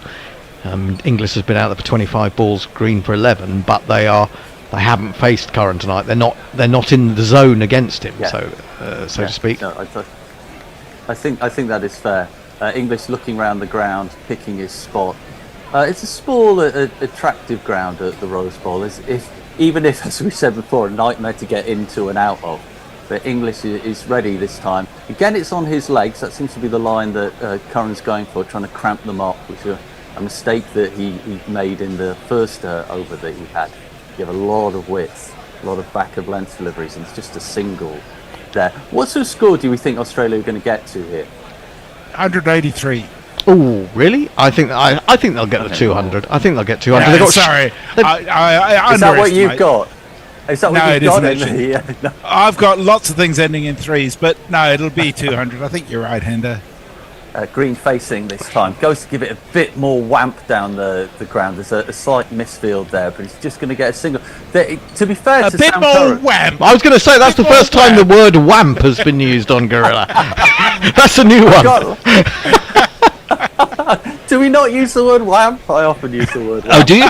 I've never heard it before, but I like it. I'm going to coin a new word. So let's see what we can do for the next delivery when it comes in. But Curran, bearing in mind that he's currently at 1.3 overs, and he's gone for 34, and 30 of them came from 1 over. Yeah. I think we can say this is a good comeback so far. Let's see if he can keep it up. So far. Let's be optimistic and say that he can keep it going. Comes in once again. Oh, and he attempts a reverse scoop, and he gets bowled out. He gives a little twizzle with his finger to send him off, and it is a wicket. The crowd says, you're out. And he's tried to play the reverse. I don't know what you call it. Reverse ramp. whip. Yeah, I think so. The reverse whamp. Yeah, maybe it's the reverse whamp. I thought at first that he'd actually got bat on it onto the stumps, but seemingly not. Yes. It just hit the top of off. This is the trouble, isn't it? You end up looking like a right bloody idiot if you try to play a shot like that and just miss it, which he absolutely did, dear listener. He departs. Still, he didn't 37. do too bad. 37 off 27. Yes, 37 off 27. A good attempt, but it leaves an interesting situation now for England and for Australia. That you've got Cameron Green, who's struggling to get going at the moment, and then we've got a new batter in. So great comeback from Sammy Curran. I would say that, but Surrey fans know that Sean Abbott, who's coming to the wicket, can really give it a mighty heave. I'll just jingle him up. Sean Abbott, bowl, bowl, bowl. Batsman and bowler with tight control. Very nice. Good. Who's that? I'm not sure. That sounds like it could have been the Jersey Jingler to me. Well, it's very good. Nice one. Whoever it is, we're enjoying that. Well, Sam Curran now is ticking. There's lots of little gestures and tugs at various things. Runs in again like Scrappy Doo, as he always does. Oh, he ties him up this time, Abbott. You saw him kind of going outside leg, and he's just able to swipe it round for a single there. That's good. Showed good nous there. I think he's showing all the good sense in this over that he didn't have in the first over. Life is ultimately average. Well, yeah, That's but a good also, thing. I mean, interestingly there, he switched around the wicket, didn't he, after getting the wicket? And he, obviously, as Surrey teammates, he's seen what Sean Abbott can do, and he's obviously judged the fact that if he can cramp in a room, that he won't be quite as explosive back over the wicket. Oh, as he comes against slower ball this time, and Green isn't able to pick it whatsoever, but they scramble through for a single, which I believe ends the over. Yes, he's taking his cap. 17 overs gone. Run rate is currently 9.82, and the score is 167 for 6. Green on 11, Abbott on 1. Kieran Roseblade says, Jesus, James, cutting your own hair. Next you'll be telling us you aren't paying a professional for your manscaping. And Nicholas Agar very kindly fills the massive Tony Bishop-sized hole in the commentary team by saying, what do you call a backstreet hairdresser? An Alibaba. Boom, boom, boom, boom. Change in the bowling. Also coming back into the attack. He bowled quite well earlier, but yes, he did. I was unlucky. So. But this is the man. He will break your helmet, break your heart. Hotter than lava, cooler than Bogart. In your face, at your stumps, on your toes, on your mum. He comes in for the first delivery, and Green is able to play that out on the offside. Yes, I thought he was very unlucky in the first over, particularly Archer. Yeah, against Travis Head he was unlucky, yeah. Yeah, he was. I was watching some of it with my son, who said to me, who's that guy? He looks more like a footballer. So what do you mean he looks more like a footballer? He goes, he just looks fitter than everyone else. Who, Jofra? Okay, yeah. Okay. Maybe. I get where you're coming from. He looks well honed. He knows what the inside of a gym looks like, as most of them do nowadays. But Abbott's facing now. Just faced one delivery so far. He backs away, gives it a swipe, and he misses it completely. Archer pulls up in his run up. So Archer, do you think Archer will play all the one-dayers as well, or No. just the T20s? No, I think he Any of will. the I think he one-dayers? will play. I think he'll play 3 of the ODIs.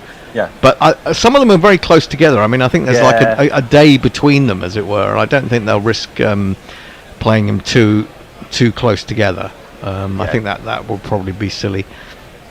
As he comes in once more, he backs away this time, hits it up into the offside. It's a glorious attempt at a catch there, but unfortunately bounces out of his hand, and they scuttle through for, is that 2 or 3 there? Oh, really, really good attempt there. Was that Sam Curran? Yeah. He kind of dove like a junior Superman, but unfortunately he came down to earth like a sack of spuds. But a good attempt nonetheless. I'm not sure that Sam Curran comes down like a sack of spuds. I mean, he's not. No, he's not weighty enough, is he? Really? No, second, a bag of new potatoes. Yeah. Archer in once more, spanked down the ground by Green, but he didn't really connect with it. It's fielded by little Sammy Curran again, who's seeing a lot of action at the moment. I've got to say, you're stealing Gary Naylor's copyright on the hyperbole. Am I? Hyperbole. God, I don't want to. Gary, it's all yours. Don't sue me. Where is Gary? We haven't seen Gary all summer. He's been in At the cricket. He's been at the cricket, hasn't he? busy man. Loving it. So Abbott facing up to Archer. He moves away. Oh, and Archer fucking says, hell. thanks very much. I'll have your leg stump and off you go. Yeah, that wasn't a particularly good shot, but this is really good bowling from Jofra Archer, and that is out.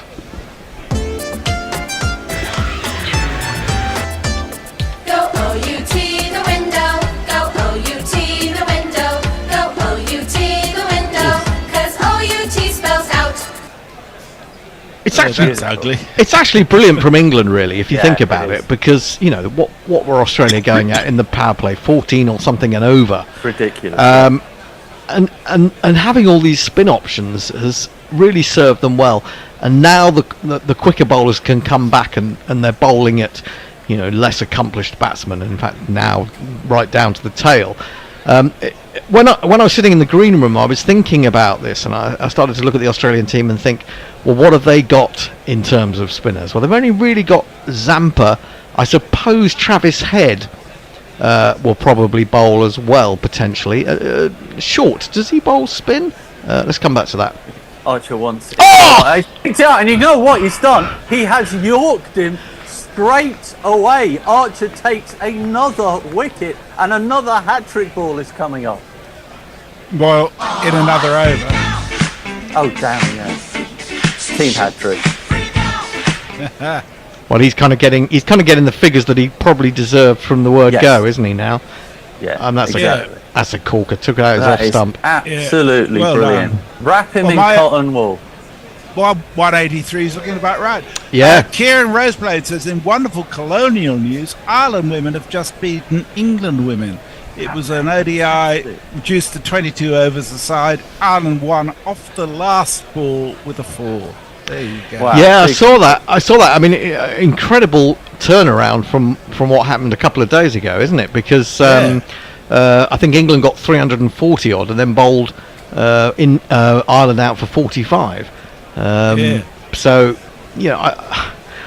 I mean, it's great for Ireland. Really great for Ireland. I haven't looked at the team. Tammy Beaumont got more runs for England again. I mean, she got a big 100 in the first of those games. But, after being so outplayed and slaughtered, basically, it's a great comeback. Really is. New batsman at the crease. Although it's green to face. It's green to face, so shall we take the first delivery? Oh my goodness! My mate comes in, says, I'll do a bit of what Archer's done. It's a team hat-trick, and another wicket has gone. What a ball. So get on your bike Great ball. and take a hike right out of here. Your history. No good for me. No good for me. Your history. Nah, nah, nah, nah. I tell you what, Absolutely astonishing. a fit Mahmood would be such a boon to English cricket. It really Oh would. my god. Yes. I completely Yeah, I agree. He's It's such just- a it's lovely almost- bowler. I mean, he's not express, but he's quick enough, isn't he? And he's he's got that whip, hasn't he? Yeah, has. I'd love to see him, stave off all those injury concerns that he's had. But then you can say that about pretty much every England bowler, quick bowler that we've got. My word. As an Australian, I would be much more concerned if he made it out to Australia for the Ashes than any of the existing really English bowlers. Absolutely. Why is that, Messi? Because he's got some real bite and speed to him. I regard the current English pace attack, or say for the last 3 tests, as decent but not threatening in Australian conditions. Yeah, I think that's interesting. Well, let's talk about threatening bowlers. Australia's last man is in, Mr. Josh Hazlewood. Oh, hang on. Mahmood is actually on a hat-trick, which has been spread over a number of overs. Of course he is, yeah. This is... How many hat-trick balls can be in existence at the same time? Extraordinary, isn't it? Philosophical question, but he comes in here anyway. He plays in it, and he misses it, and all the hands go on the heads like Denby jugs. People can't quite believe it, but they're enjoying themselves now, England. They're having a torrid time up front, but these bowlers have now come back, like you said, Hendo. Better lengths to worse batsmen, and suddenly it's all happening. Yeah, I mean, he deserved the hat trick there, to be honest. I suppose that does give, if he doesn't get another wicket in this over, it does give Archer still the chance to get his hat trick. Yes. There are concurrent hat-trick possibilities as he comes in once more. Yorks him again, but this time Hazlewood is able to stab it at. But Australia have simply stopped scoring now. We're in the 19th over, but the run rate is down to 9.3 now, which, like you say, Hendo, considering how high it was at the start of the innings, is quite a come down. I mean, I think that's... Well, Bear will be happy. You went under 222, and he's home free. First wicket went down at 86. Wow. And they've lost the last 4 wickets for 7 runs. Yeah. Here we go again. Mahmood in again. This time he gives it more bounce. Hazlewood backs away, tries to cut it over the keeper, but absolutely misses it. You've got no room doing that as a tail-hander, Josh Hazlewood. Goodness gracious. He's got a T20 average of 9 and a highest score of 13 not out. There you go.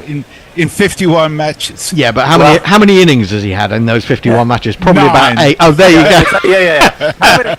He doesn't get much experience, does he? He doesn't get much experience. 6 not outs. He's only been out 3 times. Mahmood in once more. Well, this time he says, "Sod you lot, I'm good." He backs off, plays it through the cover region. He's able to get a single there, bringing the Coffee King onto strike, Mr. Adam Zampa. Let's see if he can brew up something a bit more successful than his batting mate. What's the coffee connection? I hadn't heard about this. Oh, he's an absolute coffee nerd. Oh, really? So whenever they go on tour, he brings like his little portable kit and makes brilliant coffee. Oh, right, okay. Yeah, no, he knows his beans. No wonder he gets in the team. There you go. Yeah, he drives his way in. Mahmood in to complete his over. And Zampa just plays that out Test match style. There is no run. At the end of the 19th over, a very good over from Mahmood. Australia are 173 for 9. Messi. Okay. So Jay says, all books are lame. That's why I spent an hour yesterday downloading weather apps on my first smartphone.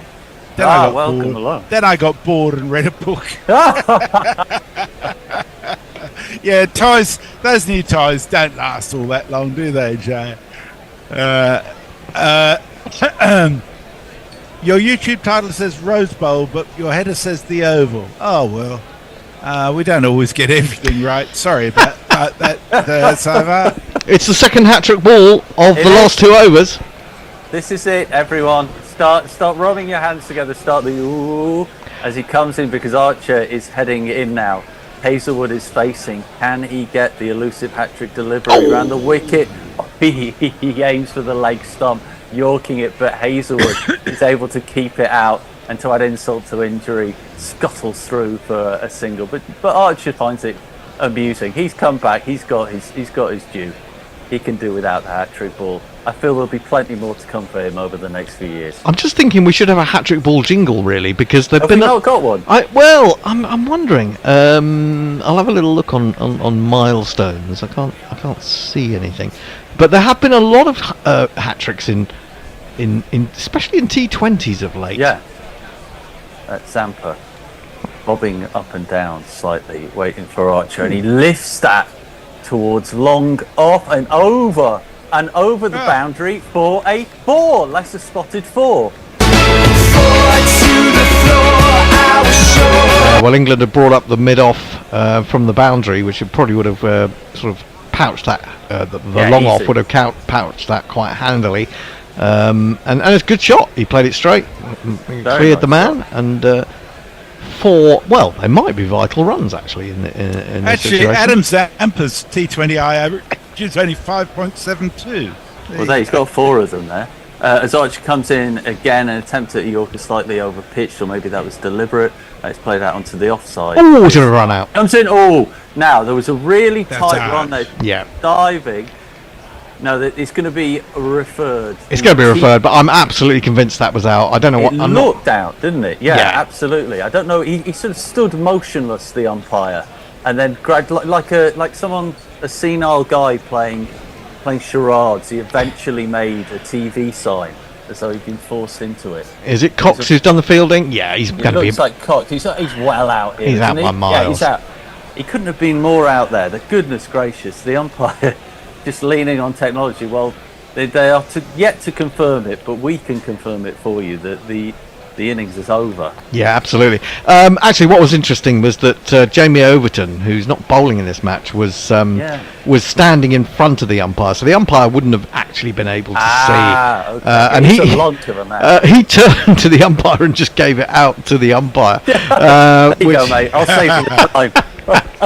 But that is astonishing, isn't it? 179 all out without even completing the 20 overs after incredible. That start. You never would have thought. I mean, this is why T20 is a crazy game, right? Yes. Is that after that start, you would have thought, oh my God, they're getting well over 200, and they haven't even completed their 20 overs. Shall we quickly run through the scorecard? Absolutely. If you've got it in front of you. Matthew Short was caught current bowled Livingston for 41 from 26 balls. Travis Head, star man, as so often, caught Cox bowled Mahmood 59 from 23, including 30 off a Sam Curran over. Mitchell Marsh was bowled by Rashid for 2. Josh Inglis did pretty well, 37 off 27 for he was bowled by Curran. Marcus Stoinis, part of the Livingston conspiracy, LBW bowled Livingston for 10. Tim David, LBW bowled Livingston the next ball for a duck. Cameron Green, flat to deceive, 13 from 16, bowled by Mahmood, very fine ball. And then we're into the Archer wicket. Sean Abbott out for 4. Xavier Bartlett out for a duck. Adam Zampa was the last man out, run out for 5. And Josh Hazelwood can add to all those not out scores that he's had previously that he likes to top up. He was not out 2. Bowling figures, Archer got 2 for 31. Topley only bowled 1 over, 0 for 15. Saqib Mahmood got 2 for 21, really good comeback. Sam Curran got 1 for 35, but 30 of those, as we said, came from the first over, so a very good comeback from him. Adil Rashid, dependable as always, 4 overs, 23 runs, 1 wicket. Bethel bowled 3 for 28, and Livingston, the Bertie Bassett man, the luckiest man in the world it seems to be in the side, well, he proved his worth today. He got 3 for 22 from 3 overs, so leaving 179 at the end of the innings, leaving England 180 to win this match.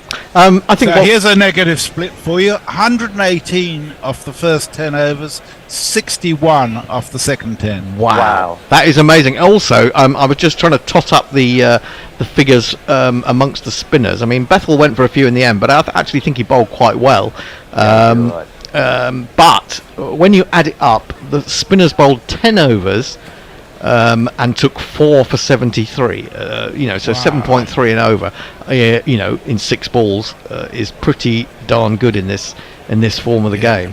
7 point. I always look at what that is in terms of a total, and 7.3 is effectively just over 140 if you expand it to the 20 overs. And I think that any bowling side would generally be very, very happy with that. So chasing 140 odd. So a brilliant performance by the spinners. Adil Rashid started it, really, didn't he, by getting rid of Mitchell Marsh? I think that was a crucial wicket at the time.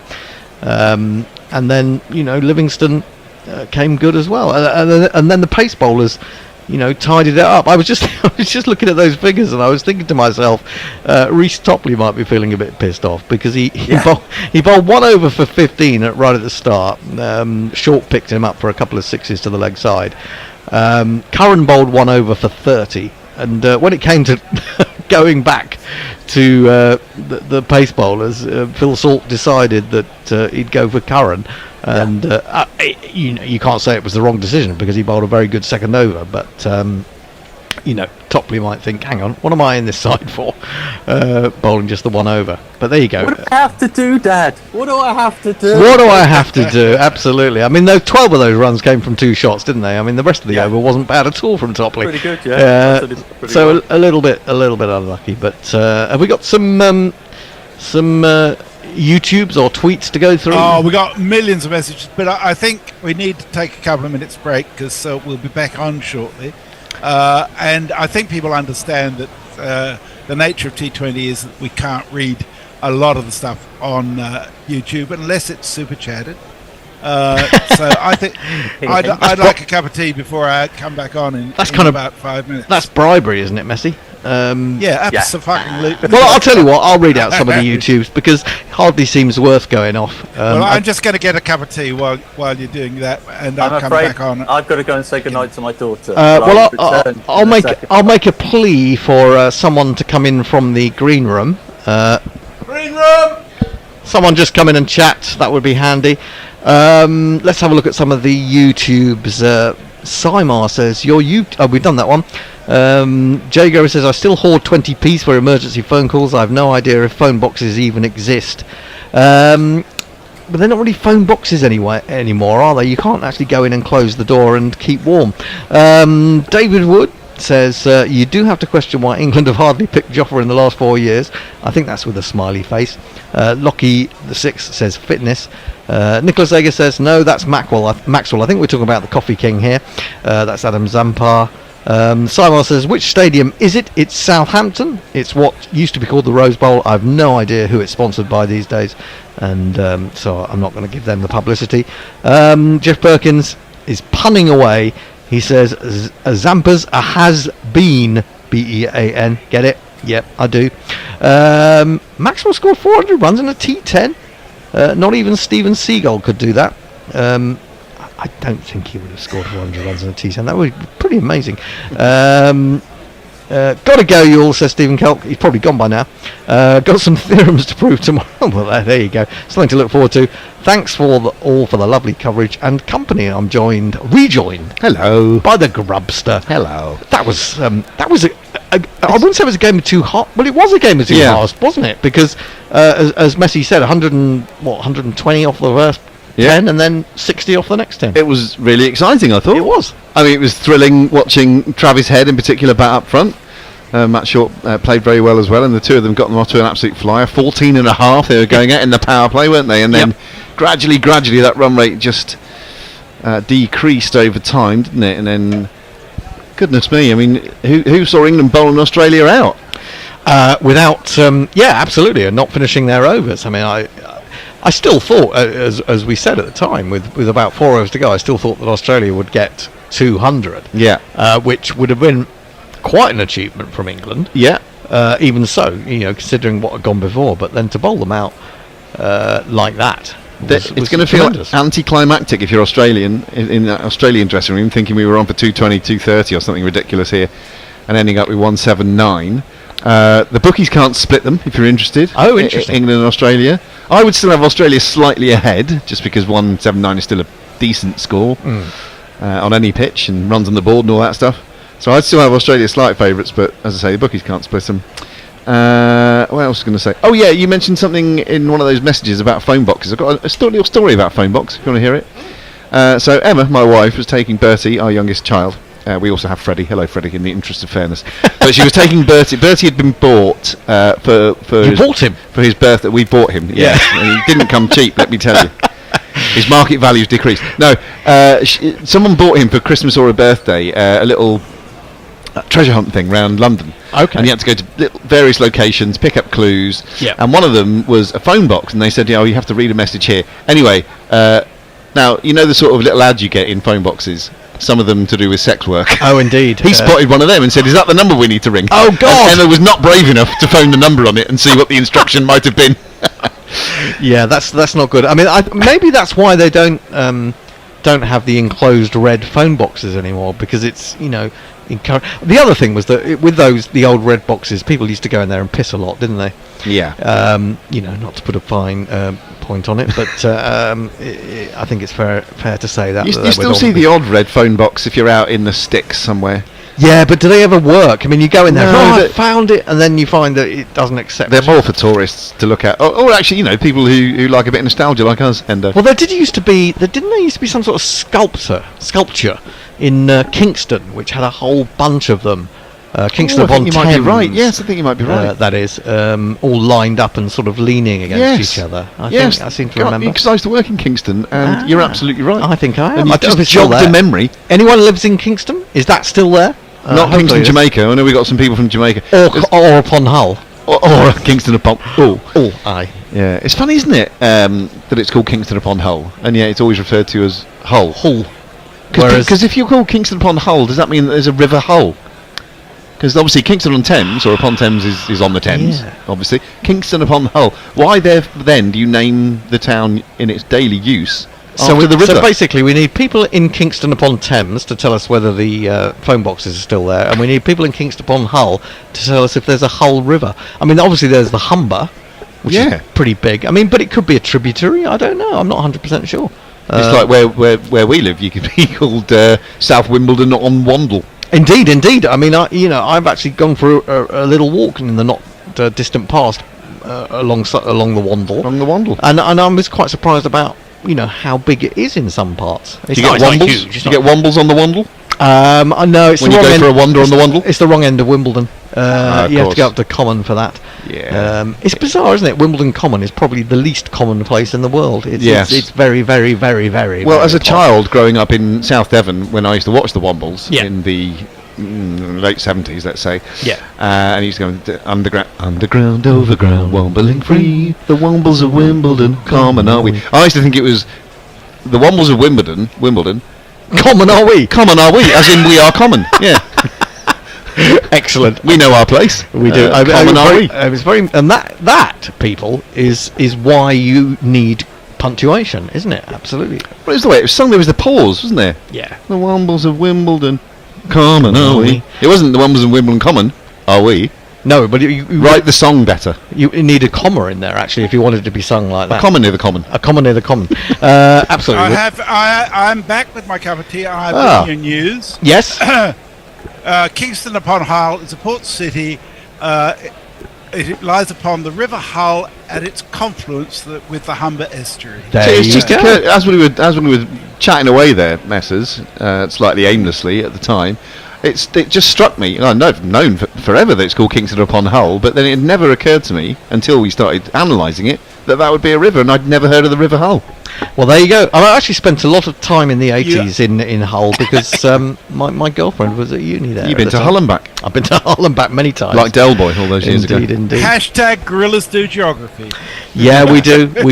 Have you got any news about the phone boxes though, Messi? I mean, you've got onto the Hull one very quickly, but have you got the Kingston upon Thames phone boxes? Can you enlighten us on that or not really? Well, phone boxes, as far as I can tell, are now just a sightseer's thing. Nobody actually uses them to make phone calls. Hendo was talking about a particular sculpture. There's a sculpture in Kingston upon Thames. There used to be, which was installation a bunch of red telephone boxes leaning against each other. Oh, now I have some updates on this. Someone called M says common, as there are a lot of Wombles. And Hombre Nuevo, of course, Hombre Nuevo. He had an exhibition in Kingston on one occasion. Hombre Nuevo, I should tell you, is one of the designers of our wonderful collection of T-shirts that you can find on redbubble.com, should you wish to. And we'd be very grateful because we need the money. He says, lived in Kingston and Mrs. Ombre is from Hull. Yes, the boxes are still there and Hull is on the River Hull. So, my God, so you combine two Kingstons in your marriage. The Kingston Derby. That's unbelievable. That's phenomenal. You might be the only phone person. boxes are known as Out of Order, is the title of the artwork. Oh, brilliant. Lovely. Brilliant stuff. Sound smart, bit thick, typical Brit. What's that? I don't know. That's M. Don't know what you mean, mate. Don't know what you mean. Somebody pointed out the other day that Dish is giving out Uncle Bulgaria vibes. Yeah, well, it's either Uncle Bulgaria or sort of Father Christmas, isn't it? I always saw myself as a Tobermory type character. My favourite Womble was always Bungo. We almost run in with the phone boxes. There is another sculpture in Kingston-on-Thames in front of the phone box sculpture, which is of a chimpanzee. Oh yes. Now I think that artist who does those chimpanzee ones, I think they've sprung up in a few places, because when I worked there a few years ago in Kingston upon Thames, I think I saw them when they first appeared. Those chimps. And I'm pretty sure I've seen them in other places as well. And they've all got little names as well. It's rather sweet. Nice. Messi, you are the Reuter. You are the Rotormeister this week, and for the White Ball series. Who is due on for the first 5 overs? Me. Obviously, Grubby. Grubby's on Ball by Ball on socials, and the Bear is so we're waiting for the Bear. The Bear will be coming in. I'll just tell you before the England batsmen take to the field that. Jay Grover's, who knows the North quite well, says the Black Boy in Hull is one of my favourite pubs. There you go. I don't know the Black Boy, never been there. Well, I might have been, who knows. Could have changed its name. It's not a great name for a pub, is it, these days? Not really, no. But Australia are coming out, the England openers are coming out. I am waiting for the Bear to come and take over. He has arrived, he has beer in hand, and I will hand over to Grubby. All's well with the world. All's well. Bear's going to be sliding into the jingle chair and entertaining you royally with some audio treats. Lots of moustaches are walking on in the shape of the Australian team, which gets a right royal clearing of the throat from the Bear, led by Chief Moustache Mitchell Marsh. It's Phil Salt and Will Jacks who are going to be opening the batting for England. Captain Salt, who really does sound like some sort of character from Treasure Island or something. Captain Salt, leading his there'll be treasure in them there galleons or something. Marking his guard, looking like he's ready for business with his muscular tattooed arms on show, scratching away at the pitch. It's going to be getting really cold there in Southampton now. I reckon it's going to be close to freezing by the end of the game. I think you're right. Yeah. We might see currently 10.6 degrees. Yeah, but with that wind you mentioned, wind chill factor is going to be about 3, isn't it? I reckon we might see snow before the end of the evening. 8 kilometres an hour wind from the west-northwest. Oh, that's just a little breeze, isn't it? Well, shall I play some jingles then? Yep, so we've got those two England batsmen. Get up on there. So salt, yeah, Phil is here. Want you to push it good into the offside. Scores runs around the park. There's no way you can hide. Push it. So salt, yeah, Phil is here. Salt and pepper, see, get it? Yeah, he's going to face the first ball from...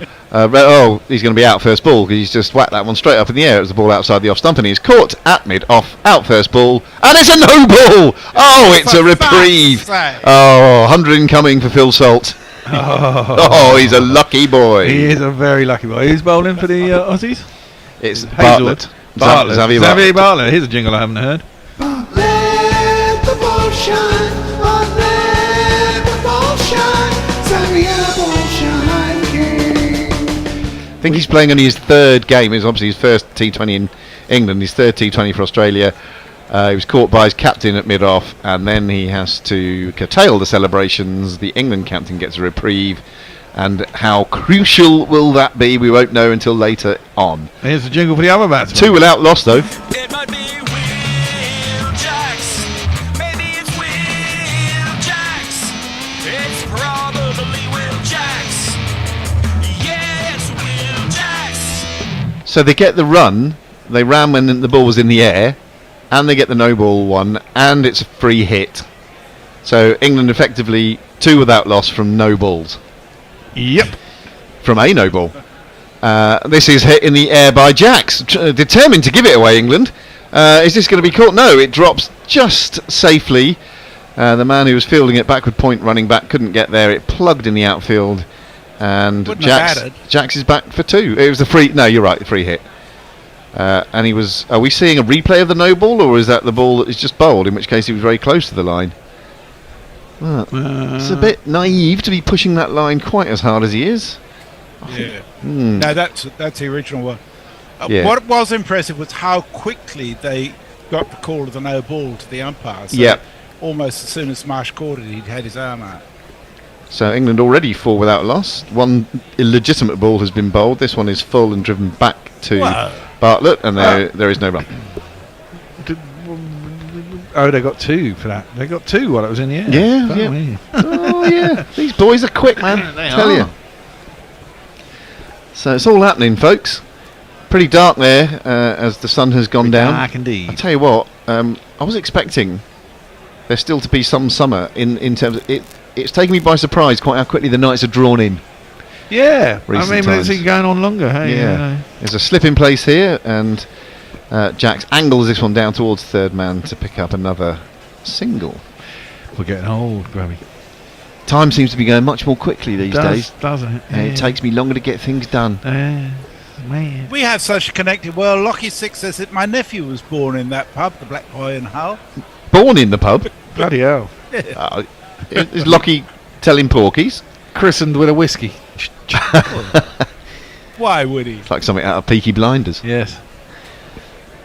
Really cold there. In the pod, the Sky pod, we've got Mark Butcher in his Baker Boy cap, and we've got Nasser Hussain in a woolly hat. That's how cold it is. Another aerial shot down towards third from Captain Salt. What's the temperature like in and Perth? A single.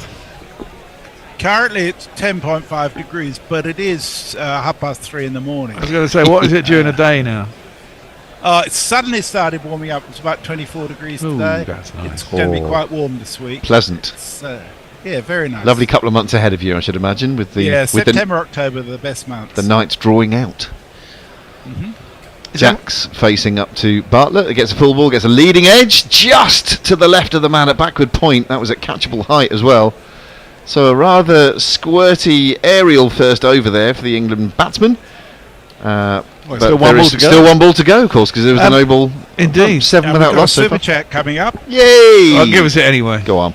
It's £1 sends us £1.99 a super chat just because. He does say he should have said that his wife was born in Kingston on Hull, his daughter in Kingston on Thames, and I'm just an interloper from Muddy Hill. Oh, aka Solihull. If only you had Kingston, Jamaica in the mix. It's got a hull in it. Solihull. Yeah. Bartlett to complete the over. This ball is pulled away with not 100% timing, but it is going to make the cow corner fence, and Salt gets his first boundary. He moves to 6 and England to 11 without loss after an eventful first over. The other day. Jay Grover says, I'm looking at a beer mat from the Black Boy I've stuck on my wall. It's racist as all fuck. Kieran Roseblade says he's been undoomed with that no ball. Phil Shaw says, I knew a girl from Yorkshire. She liked her Huddersfield. Apologies all round. Yorkshire, it's okay. It's next to Lancashire.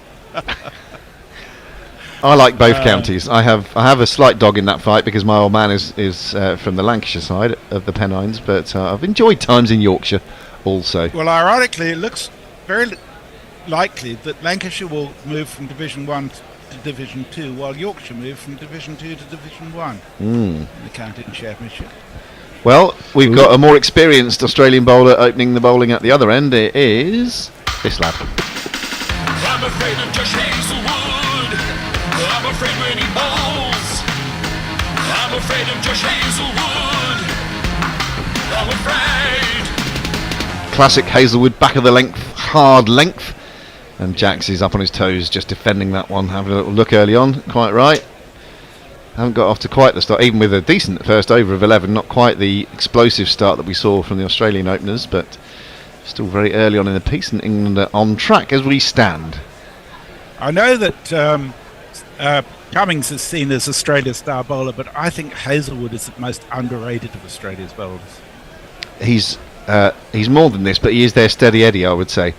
Yeah. Back in his crease and whipping this through square leg is Jack's, couple of runs. It's funny, isn't it, because the playing surface here, because the boundaries are in quite a way, it makes the whole playing surface less in area, but the whole playing surface is renowned for being a large playing surface, isn't it, the bowl? Yep. And that's why spinners often, one of the reasons they do well there and feel able to give it air and some such, because it's more difficult to hit boundaries. Not in this game. Anyway, it's really difficult to hit boundaries as Jax gets caught on the boundary attempting to hoik one over backward square leg, and he does have to go because it wasn't a no ball. Caught on the fence. Hazelwood has the wicket of Jax, and England are 13-4-1.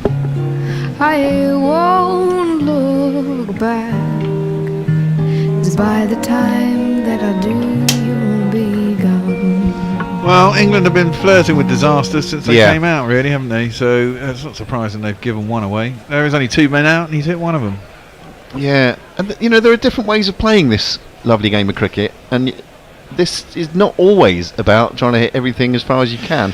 You can deflect and time and nudge and nurdle. When it's pace on like Hazelwood, you can try and knock something like that round the corner. You can probably get 4 to fine long leg, all that sort of stuff.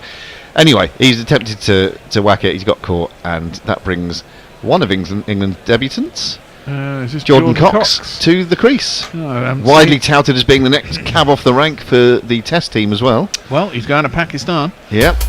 If it happens. Well, he's a Kenty man with a Kenty plan. If he were in a band, it would not be bland. It's Jordan Cox. It's Jordan Cox. It's Jordan Cox. Jordan Cox. And he's back in his crease and just steers this one to third man. He's going to get off the mark with a single. Josh Hazelwood, I was thinking about this earlier on. He's not renowned for having a Yorker, is he? No. But I might have started with one there if I had that skill. I mean, actually, that was the right shot to play to the ball. It was kind of angling into. He just didn't get it right, did he? He probably, if he hadn't backed away, he'd have probably had a better chance of smashing it over the boundary. Yeah, all very well for me to sit here and criticise. But it was clear to me that they weren't quite timing any of the... They tried a couple of different shots, both leg and offside, and that being the case, maybe just have a little look, try and play it under your nose a bit more. I mean, look, Travis Head could have been out 4 times in 2 overs and then went on off to get 51 off 23 balls. So Salt is beaten on the outside edge, a rather ugly, tentative-looking swipe at the ball with no feet. That winds up in the keeper's gloves. 14-1, 1 ball left in the second over. And Josh Hazelwood, as you rightly point out, Messrs, a really doughty performer for Australia down the years, 33 years old now, and difficult to get away in all forms of the game. We should remind people, smash that like button and subscribe. Like and subscribe. And super chatters, and Heidi the Batty has super chatted us. Wait. Salt is beaten this time on the inside edge, cuts him in half, that ball. A good diving save from Inglis. Must have been close to that inside edge because there were lots of oohs and ahs, but Salt just about survives. He's on 6. Cox has 1. It's 14-1 after 2. Messrs. Hattie the Batty sends us £2. Says, please play the Richie Bano Dark jingle again. We may have to wait for the drinks break at 10 overs because it's a bit long to fit in. Well, Bear could maybe make it a little bed. Yeah. Here's a goodie. And Jay says, no, never give Yorkshire any success. We become unbearable.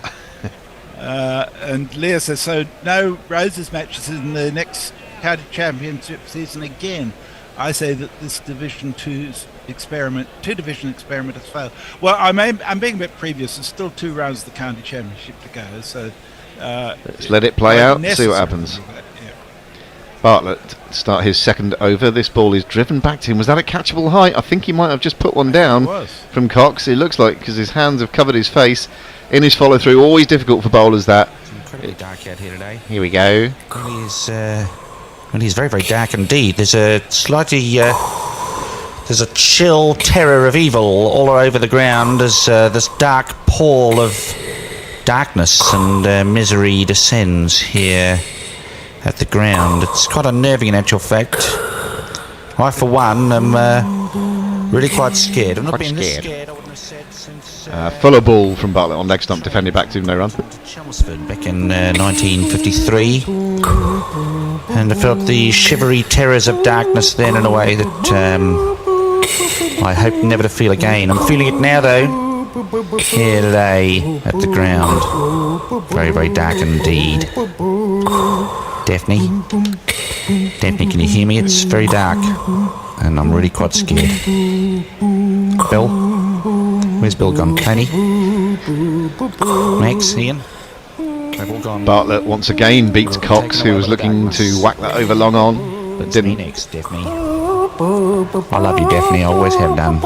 I may not have said it enough, but I do. I really, really do. And that's it from me. Good night.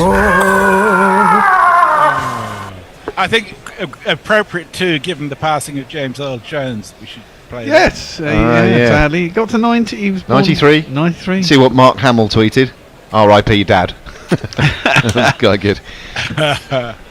Cox has one to his name, and he drives this one to cover point, and they get through just about for a very sharp single. They're very sharp single. Very, very sharp. And so he goes to 2. 15 for 1. We have 2 balls left in the third over. And by the way, thank you, Hattie, by the way, for that lovely super chat that you gave us. And She's given us another £2 to say thank you. Oh, so you see how it works, everyone? Just a little bit of money, you make a request, we deliver, and then you give us some more money. That's how it works. That's how it works. And like and subscribe. Like and subscribe. See? Getting into it now. Smash that like button. Salt, he's got 6. He comes forward and plays the ball, angling down towards deep backward point to get another single. England just slightly becalmed in this early stage of the run chase. 1 ball left of the third over, 16 for 1. Salt and Cox. New captain Salt and new player for England in this form of the game, Jamie Cox. At the crease, so both experiencing something new tonight, England's batters who are there right now. Oh, this is concerning. Oh dear. Xavier Bartlett to complete his second over.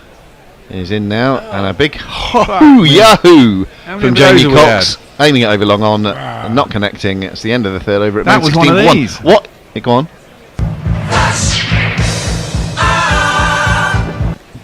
Messers, what is concerning you? Steve Bruce says, listening to the Gorillas is better than sex. To which Kieran says, oh dear. Steve, I think you're doing it wrong then, mate. Something's not right with that whole scenario. Mick Fitzgerald. Richard Mumford says we've got a lot of all-rounders in this team. We just need to play sensible cricket and keep wickets in hand. What team does Cox play for? Do you know, Jordan Cox? Sure. Essex? No? Yes. Yes? Let's say yes. Yes, sir. Mrs. Ombre says that jingle is fucking terrifying. It is great. I know, right? Hazelwood has figures of 1 for 3 from his first over, and he is going to bowl to Captain Salt, who is forward and muscling this through extra cover. He did time that one.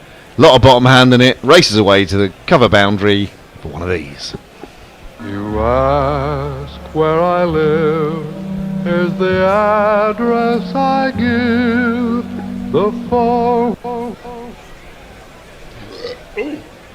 Lovely shot as the bear gets rid of some excess air in the only way he knows how. Well, no, he does know another way, but we're not going to go there today. That was very poetic. Air, bear, there. There's nearly a poem. Make of that what you will. It takes a little stride down the pitch there, does Salt, and nudges it into the leg side for another one. He moves to 12, the score to 21 for 1. We're in the fourth over here. England chasing 180 to win the game. Oh, we got another super chat from Brian Barish. He sent us Yes, Brian. $1.99. He says, smash that button like it's your wedding night. Oh my God, Brian! I'll let you off because you super chatted us. Was that $1.99? Very good retail behaviour there. Could have made it $2, man. Come on. He gets an inside edge to this to Jamie Cox. That beat him to pace, really. The Vatican slice, though, brings him 4 runs. Bang. The number of the day. Who could ask for more? The number of the day is 4. So a rather scratchy start to his first T20 international innings, Jamie Cox. The vaunted Jamie Cox in all forms of the game, really. The next big thing. Let's hope so. Lots of big things. Yeah, English cricket looks quite healthy when you stand back and go, Yeah. if they can all not be injured, it would be great. He's batting deep in his crease here, and he's done it again. Exactly the same shot. Exactly the same shot as the previous one. No need for me to give you any more detail other than say it's exactly the same. 4. I thought I was going to get caught in Tony Bishop fashion there and say, oh, we're watching a replay. But it wasn't. It was a proper carbon copy of the ball before. He's moved to double figures in incredibly scratchy fashion. Scratchier than a flea-ridden cat. Josh Hazlewood is not particularly amused. Hand on hip. We've got a deep slip and a deep gully. Interesting field positions here. Scoring all the runs behind the wicket at the moment. And this one he drives. It bounces over the head of Hazlewood, which tells you how high it bounced. And Cox is through for another run. He moves to 11. England are 30 for 1. 1 ball left in this, the 4th over. Update on Cox. He actually plays for Kent, and this. Of course he does. We should know that. Yes. We should know that. But we don't pay enough attention. I mean, I'm speaking personally. I don't pay enough attention. I was at the cricket on Friday at the Test match, and someone said, "Dan Lawrence, he's Essex, right?" And I was like, "Yeah, I think so." Of course, he's moved to Surrey, like everyone. Salt. He's got 12. He's facing up to Hazlewood. Last ball of this over. And he back cuts it. That's going to race away to the boundary at 3rd. And he's going to get 4 more. And England are going to go to 34 for 1 at the end of that over. 1, 2, buckle my shoe. 3, 4, shut the door. Well, that's pulled it back now. Yeah, pretty much on track. Over. Jay Grover's worried. He says, full dark jingle gives me a proper nostalgia bomb. Mint. Shit, I'm sobering up. Steve Bruce says, late night bear. I'm not used to this. Love it. Late night bear gets a little more squiffy. Yeah, he says, how many beers have you consumed? Bear? 2, but I had a couple in the pub this afternoon as well. And Jay says, sorted. Found more rum. Only bought it because I like the turtle on the bottle. It's as good a reason as any. That's how most wine sells. Jay's first message this evening said that he was 1 litre into the rum. Yes. So if he's 1 litre into the rum and he's already sobering up, then my God, you've got some constitution on you.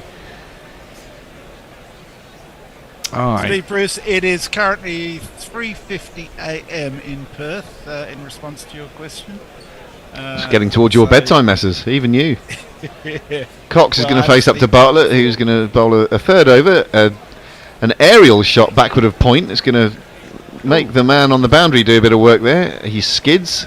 He knocks the ball about 10 yards to his left, picks it up, and they are back for a couple. It's been pretty ugly from England so far, but we're kind of getting there. Yeah, just sort of by hook or by crook. Not the fireworks that we saw at the start of the Australian innings, but pretty much on target here. 36 for 1, so, more or less 9 and over, which is exactly what England require over the course of the 20 overs. We bowled Australia out with 3 balls left. There was a competition where you got the extra balls if you bowled the opposition out. Oh, that's a beautiful shot. Lofted over, extra cover, 1 bounce. That's by far and away the best shot that Cox has played. Whoops. That was Yeah. That was close, Grubby. Narrowly averted disaster there. I nearly said cock. Bad. It was out of the back of the hand. Yeah, wasn't it? so there was a competition. Was it like the one-day league or something? If you bowled the opposition out, let's say you're 40 overs and you bowl them out for 35, you get the extra 5 onto your 40 to chase. I don't. You've never heard of this? I've not made this up. I've not dreamt it. No, I Somebody do back me recall up. Very briefly that it did happen, I'm sure. Yeah, we should get the extra 3 balls here. Cox is on 17. He faces up to Bartlett. He goes for a massive yahoo. I'm not sure that's going to go all the way. It's probably going to be caught in the outfield. It is a brilliant catch by Tim David, running away from mid-wicket towards the cow corner boundary, and he did nothing with the out first ball, but to contribute to the match in the way that he has, fabulous catch by Tim David, running away to his right, diving, sliding on the turf, but holding the catch. Thought he was going to get away with it.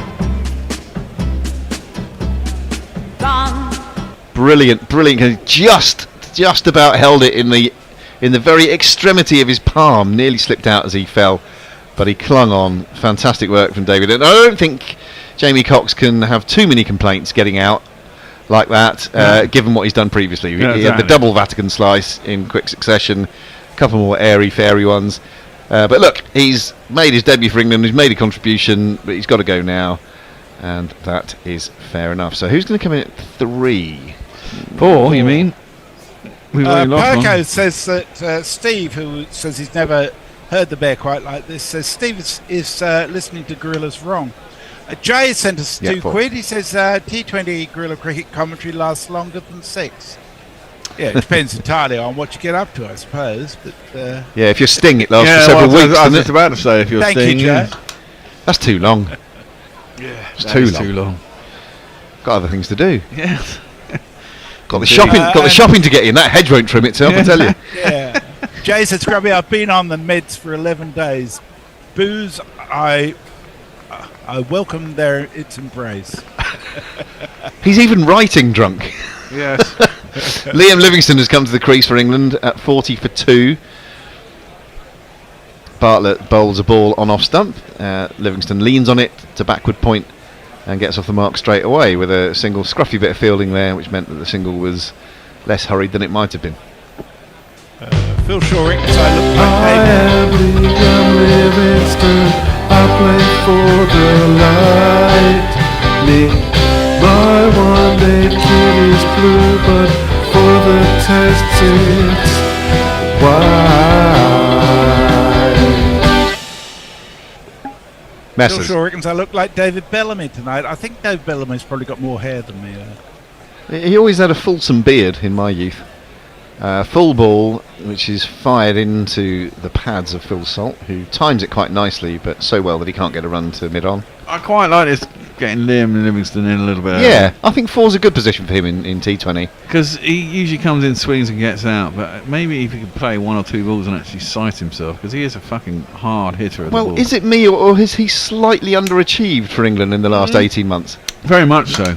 He got that really big score in one game and won us a game, didn't he? And everyone thought, it's the next big thing, and he's done pretty much fuck all since then, but still gets picked. Salt bat raised a ball just on the top of off stump, which he times and bisects the 2 fielders in the cover. That's going to run away. He's done really well there. It's gone for 4.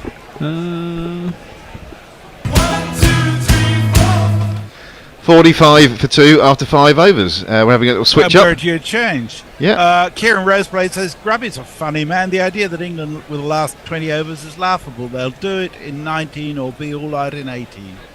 And I shall be back with you in 5 overs. Indeed, Hendo, you're on, mate. It is James. Well, all right, James. Hello, yeah, back again. You're back again. Good lad. Here comes Hendo. He's coming in for me. Grubby is staying here. And I will see you shortly. What do we think about the start so far, Grubby?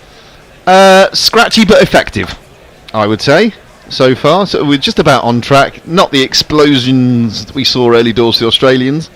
In fact, we're well behind the run rate, but of course England pulled it back. So it's 71 for 0, Australia were at this point, and England are 45 for 2, but just about on track. Yourself? Yeah, I think a scratchy but effective sounds like a review of an early Yoko Ono album. But I wouldn't be that complimentary. Comes in here, maybe more than scratchy. Livingstone just pats it away. Hendo, what do you make of Livingstone coming in up the order? I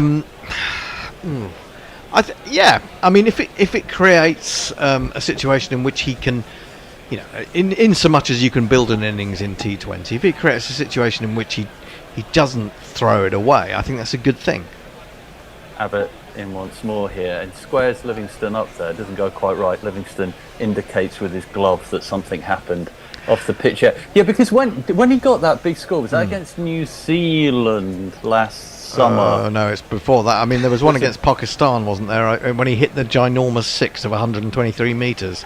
Yeah, he made a complaint though, didn't he? That he felt like he didn't have time to establish himself. That he was always coming in at the worst moment. Well, let's see what he can do now. As he leans back and attempts an expansive cut, and guess what, listener? He's completely missed it. He's more successful in sticking his tongue out behind his grill to indicate. Really successful in that. He really did. I feel with a lot of these cricketers who are becoming white ball specialists that they just don't play enough. They don't just don't get enough batting. Full stop. Yeah, enough balls. Yeah. I've got sympathy with that completely. Yeah, how are you going to get good if you're facing 5 balls at the end of innings? This time he dances down the pitch. He swings at it like a fencer in the wind and manages to get it out behind a shot of the defies description. It came off the toe, didn't it, in the end, down to sort of short third man. Very, very odd. It made a couple of Jordan Cox's shots that he made before look like Brian Lara.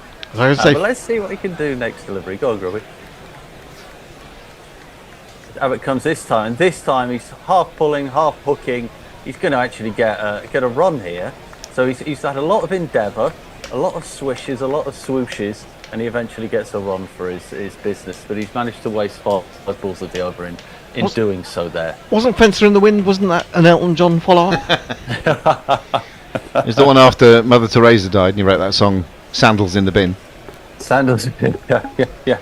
Mother Teresa wasn't actually that nice, was she? It's coming to finish over, and Salt just picks that up onto leg side, but he picks it up into the expectant hands of that. Is that short? I think that is short, and he's not short. He is not short. He's bloody massive. And Salt hangs his bat onto the top of his head like a terrible star on a Christmas tree. But he's got to bugger off now. For 20 runs, it's 46 for 3. Another one bites the dust. I think that is going to be out, Fred. Another one bites the dust. Well, Salt can't complain either in the same way that Jax couldn't, because Salt could and should have been out first ball, but it was only the no ball that spared him. But before he departs the scene, I should just say that Nicholas Agar says Captain Salt and Jolly Jax Tar. That's pretty good. But as Hendo pointed out, the Australian openers spelled short head, which is a term I'm very used to from horse racing when my horse loses by 1. Indeed. Yeah. My son said that he thought Shorthead sounded like the surname of a hobbit when he saw it coming up, which is also true. Bilbo Shorthead. Bilbo Shorthead. I'm friends with Jacob Bethel. Yeah, I've got a slightly uncomplimentary thing that Pokey Bumfinger said about you, James. Oh dear. The Unabomber hairdresser, but we'll move on swiftly from that. And Jay Grover says, James, are you seriously fucking with me? I've never been more sympathetic for Hans Gruber in my life. I'm so sorry, Jay. I was told I was keeping my daughter awake and that I had to move downstairs. My wife's departing words to me were, and still be quiet. So if you really want to fuck with Jay, then just angle a picture on the wall so it's not quite straight. That annoys him. New batsman is Jacob Bethel, but I'm looking at the jingle that we have from him. It's 1 minute and 48 seconds long, so I might just hold off for a moment. Yeah, but Livingston is facing to Bartlett now.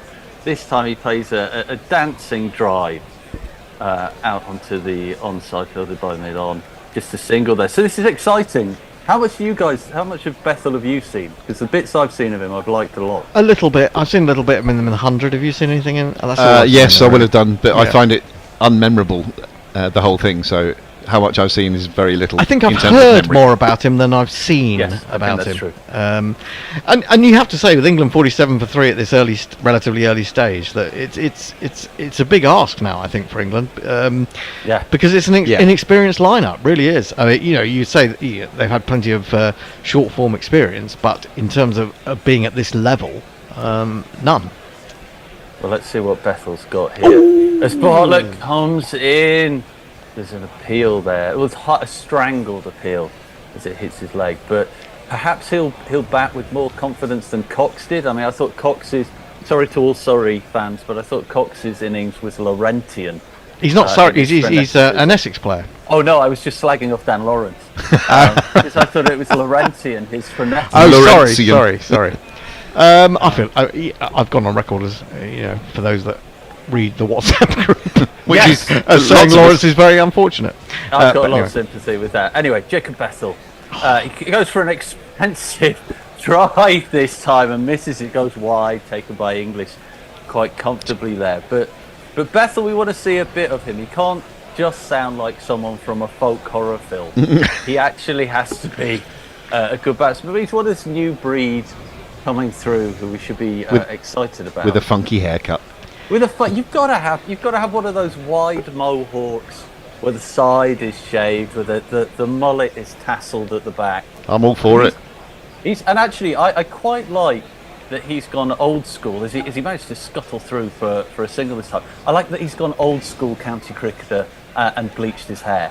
That's a little concession to the past within that. Well, on the basis that he was brought up in Barbados till the age of 12. I mean, he should have a bit of the calypso about him, shouldn't he? Yeah, let's hope so. He should have a bit of the raised front leg to actually when he pulls the ball. And a really heavy gold chain as well around his neck. There is that. He could borrow it off Jofra, couldn't he? Perhaps that's why he was kicked out of Barbados, for not having the gold chain, because it seems to be absent at the moment, which is just not on. That's your birthright if you're out there. Oh, now Bartlett looks like he's injured himself. Oh, yeah, no. what's going on here? In his first outing in England at the international level. Not too gingerly. Bartlett off to the hospital wing or the West Wing? Come on. Don't get it. Is there a character called Bartlett in the West Wing? the president, yes. The West Wing, yeah. Okay. Well, there's lots of bottom slapping going on, so I'd say it's not a problem with the arse. But the physio is out there. He's a funny one, this. Did either of you see what he did? No, absolutely not. I mean, I guess it's something he strained as he delivered. That's all I can guess. I mean, maybe we'll see a replay very shortly. Strain and deliver. Let me give you some messages while we got a little break then. Ashley Partridge rather plaintively says, "Come on, England. England need to respond here. Come on, England. I have bet on you." Right, okay. Lockie says, "Hans didn't know or check the gun was empty. Ruins the credibility of the movie." Sorry about that. Well, I can't apologise for that. Brian in Brisbane says, "Yahoo! My internet came back to life just in time to hear the third wicket go." And of course, famously, third wicket in the power play usually loses. Anyway, back to the game. James. Okay. The dozy Stuart Broad lookalike Cameron Green comes in to complete this over, and it's flicked off the hips by Livingston. Maybe get a couple there. No, it's gonna settle for one as English takes it quite completely. Do you think? Can you answer me this? Are the Australian moustaches partly ironic, or are they just moustaches?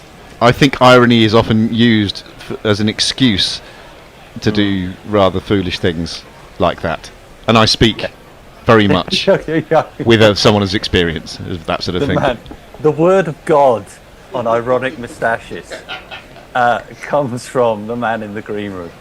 As Bethel is facing up the final ball of the over, we hope to Green, who kind of pitches it back a little bit.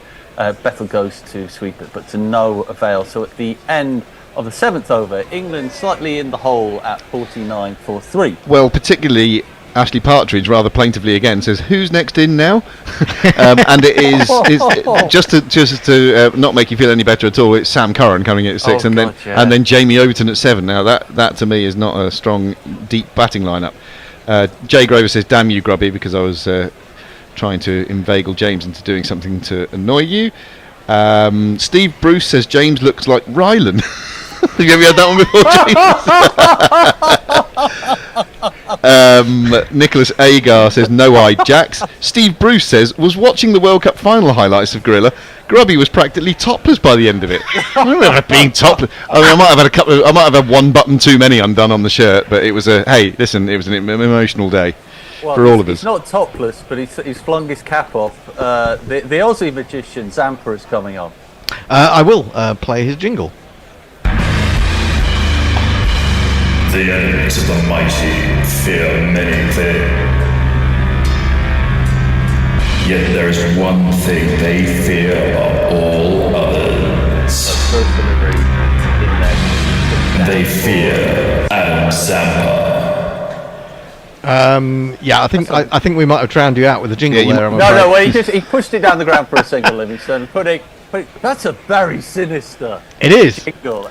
Jingle is not the right. That's a doongle. Yeah, I mean, considering that he likes coffee, I mean that's not really reflective of that, is it? No, we should either have a high end. That's more if he was a heroin addict. That was well, I was going to say that was very strong black coffee. There we go. As Bethel this time is able to work it away pretty much in the same position as Livingston there, but obviously left-handed. So different. So Zampa is on, mulleted as always. The mullet is longer, perhaps. The daddy mullet of the Australian side. He's got his shades on as well. Number Strong, 8. Now, bearing in mind what the English spinners did when they came on, is Zampa going to turn the screw even more? I think I was going to make that point before he came on, actually. I'll come back to it. Drifts it up a little bit more there, and Livingston slaps it out, slap drive, squarish, but fielded just for a single this time. Go on, Hendo. Yeah, well, what the quicker pace bowlers for Australia have done is give a platform to Zampa here. If you think how well England's spinners pulled it back after the jollies enjoyed by the Australians at the top of the order, I think this makes it even more difficult for England, to be honest. Zampa in for the fourth delivery. Bethel backs away, and the ball just carries on and crashes into the stump. Bethel's debut knock is over for 2, and Zampa has his man. Not great.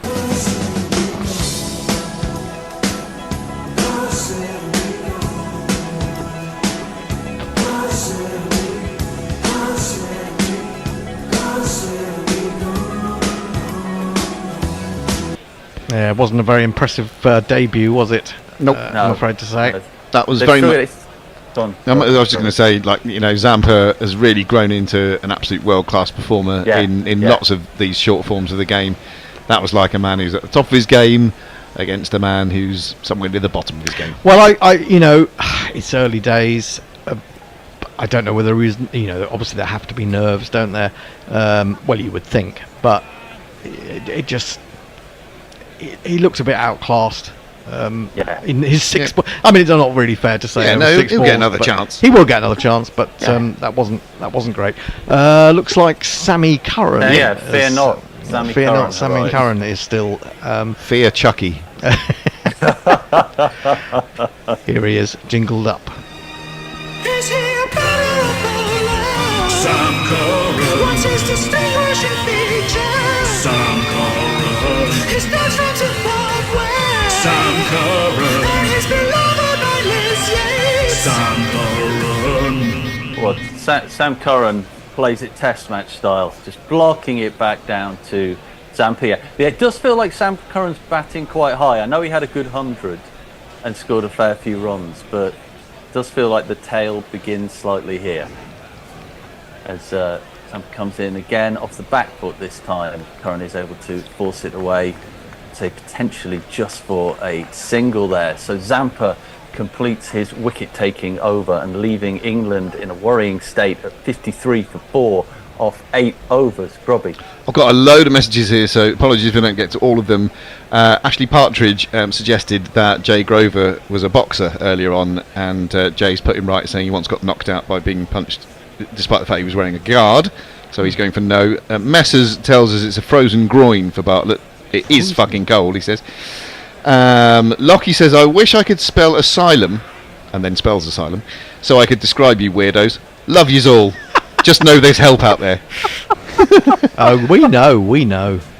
Oh, changing the bowling. Bears' favourite cricketer of all time, Stoinis, comes into the attack. Well, I think that's mine. I'm a Are you a Stoinis fan as well? No, I'm a Stoinis. For no particular reason. He just irritates me. And all the side wants is a Marcus Stoinis. Quite good. I was going to say, can you try and put your finger on it a bit more? What is it about him you don't like? He's coming down. Well, it's a bit middle pace, isn't it? Dibbly-dobbly guy, pitches it halfway down the wicket, but gets away with the dot ball there. Yeah, what is it about Stoinis? I think it's the bits and pieces nature of him. Yeah. He's a muscular cricketing hero. He is. I mean, he is. He's very good. What can you say? Hits the ball a mile, takes important wickets. Yeah. Yeah, he's a hipster Dermot Reed. Maybe that's. I think maybe I've just got a thing about people I don't think could be Test cricketers. Maybe that's what it is. Well, in he comes again. Snobbery, the man of the moment. Everyone's favourite cricketer. It's onto the leg side down. Curran pushes it out, but there's no run. James, you described him as a dibbly-dobbler first ball. Our friend and oft-times contributor David Brooke. No, it's not him. It's Fred. It's not Fred. Sorry, not Fred. Plays with a bloke who is known as the Vicar of Dibbly Dobbly. Well, which is a tremendous nickname, isn't it? Here is the bishop of Dibbly Dobbly, not our Tony, but Marcus Stoinis coming in again. Curran intent, concentrating like an adult, pushes it down the wicket and he'll scurry through for a single. Past his bedtime, but he's doing well. Yeah, one thing I would say, I mean, actually, interestingly enough, Curran, I think, and Zampa, who might be in direct combat again very shortly, were in the same 100 franchise, were they not? The winners, the Invincibles, yes. I think. The Oval winners. The Oval winners, yeah. So he might have seen a bit of him in the nets. He's probably played him in other forms of the game, indeed in this form of the game a few times as well. Might know a few of his tricks. Keep focusing in on a very sad-looking Marcus Trescothic as Stoinis comes in for the fourth delivery. It's shorter this time, and actually gets up and hits Livingston in the old kisser. His helmet is rocked back off his head slightly, enough for a sheepish grin behind at the embarrassment of being bounced by Stoinis. Isn't there an episode of Family Guy where they repeat over and over again the phrase "bam" right in the kisser?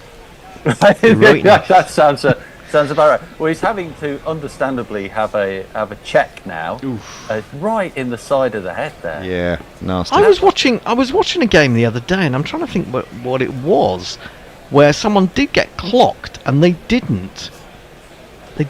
Oh, really? Stop the game? No protocol. I don't know the protocol, Hendo. I'm trying to think what game it was. I don't know. Maybe it was one of those mad. Bizarre T20s or T10s in Outer Mongolia or something. The Ulaanbaatar. Oh yes, of course. Yeah, very prestigious tournament. Philip Shaw makes a good point on YouTube. Can someone jingle the gorillas? You know, we all had our own jingle, wouldn't it? We did used to have. Well, I say we did. We did in the Test Match Sofa days, but the Bear got really very upset about the one that he was allotted. I'll tell you what it was because it's funny. Okay. In a minute, but we're back to action. Livingston is helmet back on head, Stoinis running in, life as it should be. It's wide this time. Is it too wide on the offside? Livingston went to cut it and then decided not to. Given a wide, was that given? Yeah, I believe so. Must have been. Yeah, one clicked over on the score. We didn't see the umpire. Yeah, I mean, it was a good. If it was given, it was a good decision from Livingston because he was about to try and belt it and then decided, I might get a wide out of this. Well, this is what you get from Livingston when he comes up the order. Suddenly he can decide to leave a wide. These are exciting times in the world of cricket. Stoinis, let's see if he can get it more on target this time. Well, he can, but unfortunately it's been pulling region, and that's exactly what Livingston does, and it's all the way to the boundary for a 4.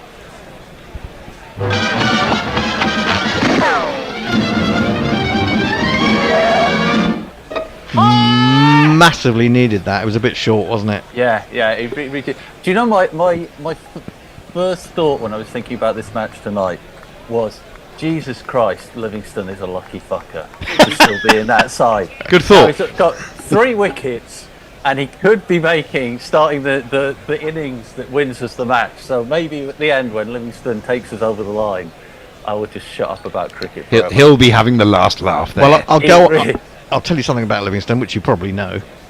Here we go, Livingston's down the leg this time, goes to flick it and misses it, and it's another wide. Thank you, Stoinis. Very handy indeed.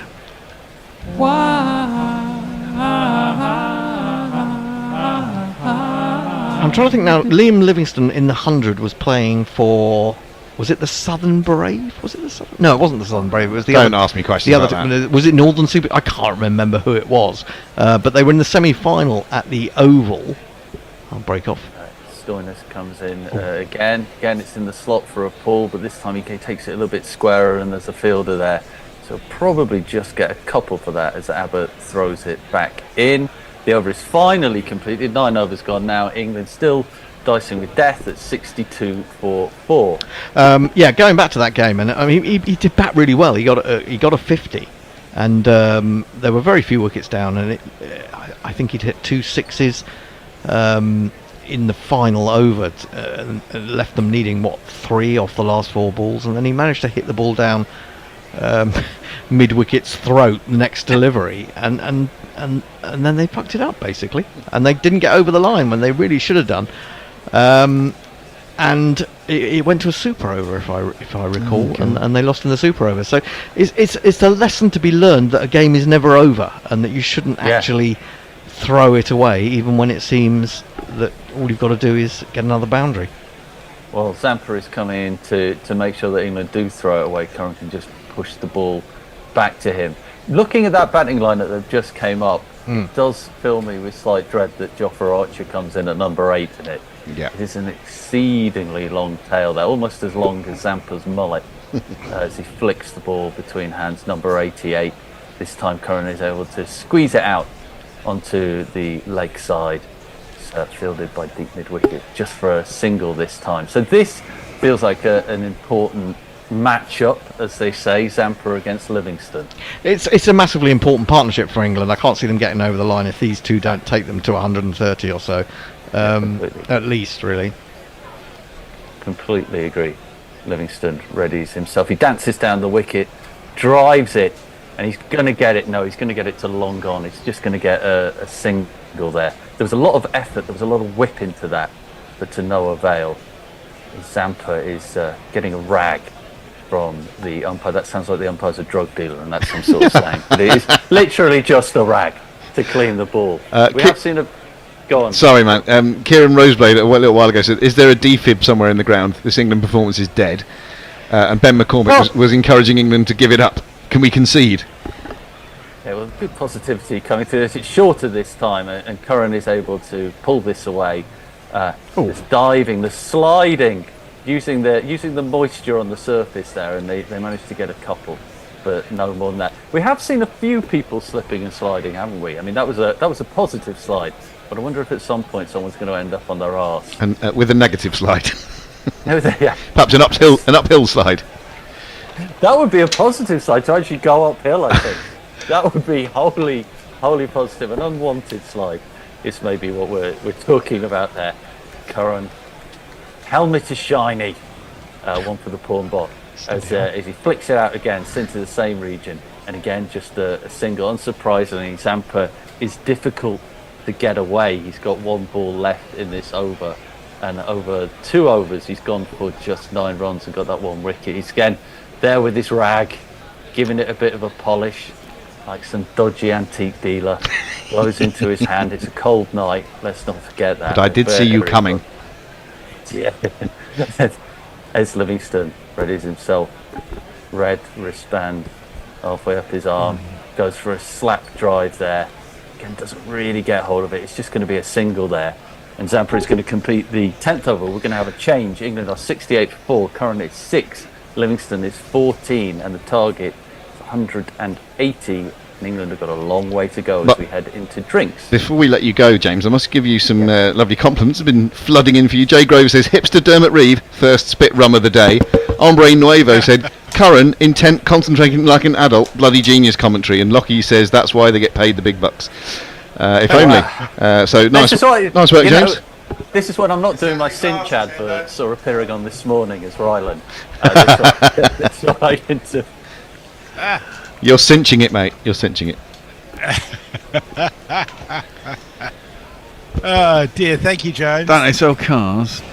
They do. So we're on a drinks break. Oh right, so I'll get through some of these messages. You've got loads of them. Or do you want to take over, Messrs? No, you go. I'll do a couple then. So is Messrs a lumberjack, sleeps all day and works all night? Says Nicholas Agar. Messi Jez says patrons who contribute $10 a month get access to all the jingles in the archive, including several for Gorillaz, full songs in some cases. Yes, that's right. Jeff Perkins has done that in the past. O Harris says, good to see Hendo in the studio. With this score, did I miss a Hendo rant? No, it's all been pretty... we've all been enjoying the game, I think. Yeah. We got a little bit frustrated recently, but as have the England batters, I think. Ashley Partridge still holding out hope. I'm not sure that's going to happen. I'd super chat if I get a Hendo rant. Oh, he's left the studio. The bear rant about a 4-inch screen was worth one too. No jingles were created from that rant. Well, someone's got it recorded somewhere, but I'm not saying where. Kieran Roseblade says it's about 11 and over, one more wicket, and then we're into the tail. Yes, indeed, a long tail that England have with Jamie Overton coming in at 7. These messages are coming in faster than I can read them, but Ashley Partridge continues to to be plaintive about his parlous position of his bet. Come on, England. Still keeping the faith, says Van Dieker. Kieran Roseblade. Ha! You assume I support England. Liam bats all the way, says Ashley, hopefully. Well, I was going to say, what are the odds on England? I might put some money on them. Yeah, probably get 4-1 at the moment. Is that all? I'm not betting on that. Bookies, isn't it? I want fucking 6-1 at least. Well, I mean, yeah, they're a fucking long way behind, but then Australia collapse at the back end. If England can keep going, then things might turn out better. Yeah, yes, it's about 11 and over, is the asking rate, isn't it? It's 112 from 10 overs. We don't really have a lot left, do we? 5-1 England. Is anyone in line to win the GPL at all? Well, I'll have a look in a second. Sorry, I should let you commentate. Well, 2 picks that are possible, I think. Stoinis is in, and that's strong-armed out. Between the two men that England got bisected quite a lot, down at sort of cow, wide, long on. 4 runs. You ask where I live, is the address I give, the 4... They wouldn't accept my 5-1. They changed it because he hit a 4. Oh, it was 5-1. All right. 4-1 now. That's what I said before. I'll take it. Fuck it. Let's give it a go.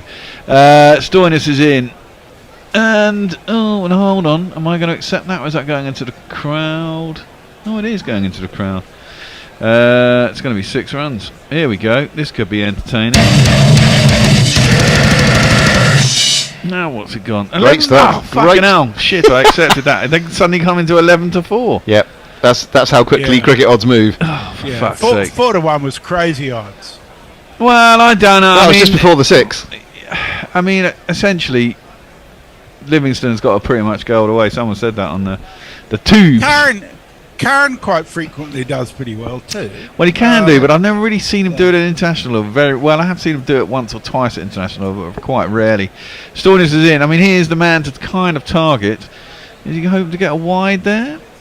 I don't think he's going to get it. He doesn't. Slower ball bounce, almost like a little off spinner, wasn't it? Yeah, it's 1 for the over. He'll have 2 in an over now, don't he?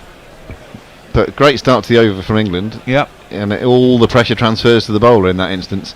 10 off the first 2, 10 off the first 3 now. Need 2 or 3 really quite big overs, though, don't we? It's possible with Livingston. Oh, yeah. Very much so. England's still 9-2 in Australia. Oh, wow. That was our first 6 of the innings, by the way. Oh, wow. Cut. Well, not great timing, but has he found a gap? Not quite. It's wide of Cameron Green, I think, down at long off, and he slips as he picks it up. It's obviously very dewy out there. They get back for 2. Very greasy. Not surprising, it was about 9 degrees. There's another good description from James earlier on. He described Cameron Green as being like a dopey Stuart Broad lookalike. Well, a little bit, yeah. And Adam Zampa, I think they must be light enhancing glasses that he's wearing. He looks like a poker player. Does a little bit, doesn't he? His mullet's still there. Jesus. Yeah. Right, here comes Stoinis. Now that's drilled into the offside. I think this time he's going to get 4 runs. That's a great shot from Livingston. Hit it out to basically deep extra cover, and there was no one out there. So he gets one of these. 1, 2, 3, 4.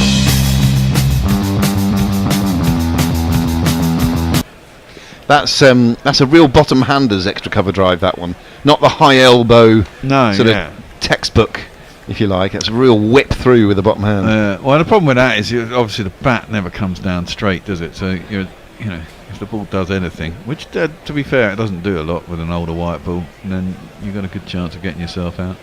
That's a slower ball. He leans back, cuts. There should be a man out there. There is. It'll just be the 1 run, and he'll retain the strike. 30 off 20. England move on to 85 for 4 after 11. Before I get a message, I just looked on Betfair in Australia, where England are 4-1, but I noticed that just in Australia and Betfair, $90 million has been matched on this game. The amount of money that's involved in Aussies love a gamble. Ridiculous. Yeah, but it's the middle of the fucking night. Jesus Christ. Yeah. Will Reynolds says, it's me being on chat basically coming into work on my day off? Not at all, no. This This isn't work. This is fun. Warren Davis has sent us $4.99. Yay! Playing you on my Amazon speaker, and Alexa is responding to your commentary. I think I might be in the twilight zone. What does Alexa do when it responds? Oh, let's think of some interesting things to ask Alexa. Alexa, tell me about naked porn bot. And remember, smash that like and subscribe. Yes, indeed. Zampa is going to continue. Current run rate 7.3, required is 10.5. That's not the end of the world. In a T20, hit into the ground by Livingston. Can't get that away. Can't be easy for the bowlers now. I think whatever happens, it's been a pretty good game. Interesting game, isn't it? And it has. If England, obviously as an England fan, it'd be great to see us almost do the inverse of Australia's innings and go big at the end rather than at the start. Yep. To win it, which we'll have to do. I mean, this is it. If they can put pressure on and need 40 off the last 4 or 5, then it should be game on if they've got wickets in hand. That's played up to long on. There's no run. I mean, who is next in for England? Got one there. Got one. Sorry. Is it Jamie Overton? Yeah, Overton. You can give it some tap, but do you not think he's slightly high coming in at 7? Well, yeah. I know it shouldn't matter. You want to trust your top order, don't you? But when you've lost I guess when you're 3 in the power play, it starts to look a bit of a tail. Exactly, and if you're only trying to smash it, then, well, good luck to you, basically. Didn't he score 90? 90 odd in his single test match, yeah. That's right. That's thrown up wide, and Sammy Curran goes over the top out towards deep extra cover. That's a good shot. Could have left it for a wide, but he did find a gap. And he gets himself 4. It'd be nice to see Sam Curran actually string an actual innings together for England for a change. Well, he's been in pretty good form in short forms of the game for most teams that he plays for a good couple of years now. He was man of the tournament when England won the T20 World Cup, wasn't he? Yeah. Well, the one before the last one. Yeah. Sorry. We still won it, though. It's interesting. He averages 12.95 for England and 22.5 in T20s generally. Well, is that the difference between international? I mean, I guess both sides are a little bit experimental. I guess Australia have been experimenting. He bats higher up the order for Surrey. Yeah, he does indeed. That's true. Yeah, he opens sometimes. He clips that down to long on and they get 2 runs. I mean, this isn't an Australian side that's probably full strength, or maybe it is now. I mean, maybe they're going down that route. No? I guess Pat Cummins. Cummins, Mitchell Stark, Maxwell. Yeah. There's a number of people out injured as well. So, no, it's probably about 50% normal players. And this is, England trying to get... Well, that's a googly outside the leg stump of Sammy Curran. He just knocks it into the leg side. There is no one there, so Zampa has to chase it down himself, and he gets the single. I mean, this is a change of course for England, isn't it? I mean, this is what's going forward. So, I mean, at the end of the day, if England lose this series 3-0 and it bloods the players and they realise what they've got to work on and move on, and over the next, whatever it is to get to the next tournament, they actually feel comfortable international. Because I guess a lot of players have come in, their Bethels and your Coxes. That sometimes you've got to believe you're good enough at the top level, and today he won't have made them feel much better, to be honest. Driven back down the wicket by Livingston, but it was virtually a very full ball. You could only chunk back to the bowl and there's no run. Zampa bowled pretty well, 1 for 18 off 3. End of the over, 93 for 4 after 12, England. So Lockie 6 says Jay Grover has finally passed out. No, it's just a dull plod to the inevitable. Sorry, that's a lot of stuff going on. The deluge. Trey is actually awake. He says, "Hooray, Will, I am self-employed, so all of my personal relationship horrors are entirely on me. I am a shit boss." But you're a really good employee too, aren't you, Joe? Ask Alexa how to make a bomb, then run a book on how quick the fuzz turn up. Oh, come on. What's the equation now? 87 required off 8, so still about 11 and over. Yeah, just under 11 and over, which you'd say in a modern era is doable. I just do worry about his batting lineup. We're probably going to see most of it, so strap in. Well, indeed. Who's this in? Sean Abbott is in, and his first ball. Yeah, this is a good thing because they're getting them off the first ball of the over every time, aren't they? So that is a 4. 1, 2, 3, 4. Slapped out. Wide of mid-on again into that gap. It's out at wide, long on. It was a pretty poor ball. It was short and it was on leggish side. He started well, Sean Abbott, 1 for 1 after his first Australia over. did sort of start well. England really couldn't get the pace of the pitch, but maybe it is sliding onto the bat now. It's a wet ball, difficult in the outfield, slippy, full, but it seemed to be a little bit slower. And Curran just chunks it up too long on. Australia's very light on spin too, aren't they? Yeah. But I think actually when the ball is wet, it's harder for the spinners. Yeah, it's like a bar of soap. Never pleasant to bowl with a wet ball. You don't really get much purchase on it. Yeah.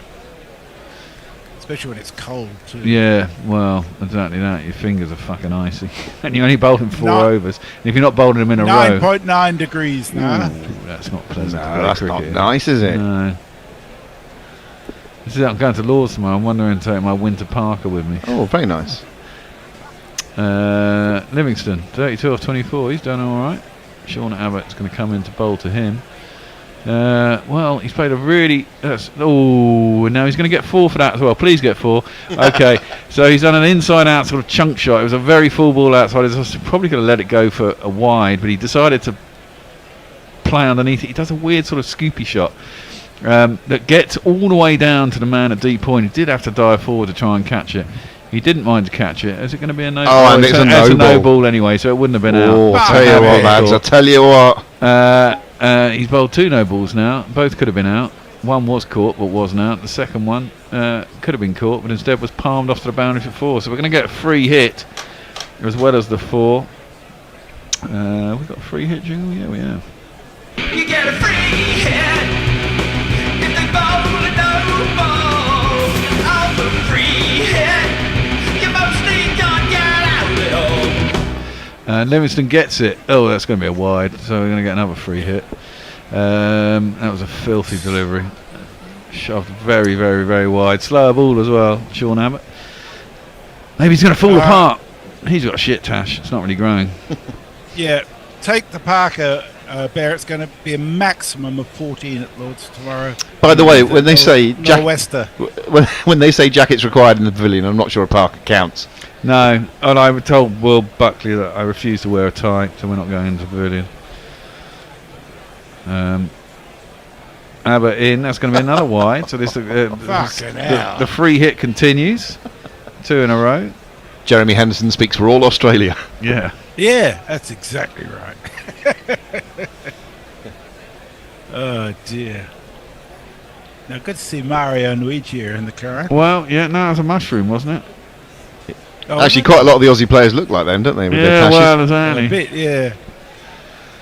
Load of plumbers. Yes. There's some dude waving his hand in the air, dad dancing. Yes. Well, that one has been smashed over the top. We can't fucking see where it's gone. You're looking at a crowd and an old man who stuck his hand in the air. Fuck off. It was drilled out in the end to deep extra cover where he got a single. I don't know if it was caught. Doesn't really matter. It was still a free hit. He was lucky he went for it because it would have been another. It would have been another one. I think it would have. Should have left it really. When he had 3 balls in this over, we've got what fun for. That was a no ball. That's 10. 11, 12, 13 off of the first 3 balls of this over. It's good for England. Productive. Very productive. Over the target required. Sammy Curran is facing up. That's pulled. Oh, he's going to be out though. Dear. Clothed it. He's got inside the line. Please, it can be another no ball. Please, no. Oh well. No. And Adam Zampa is the man on the 45. He's caught it.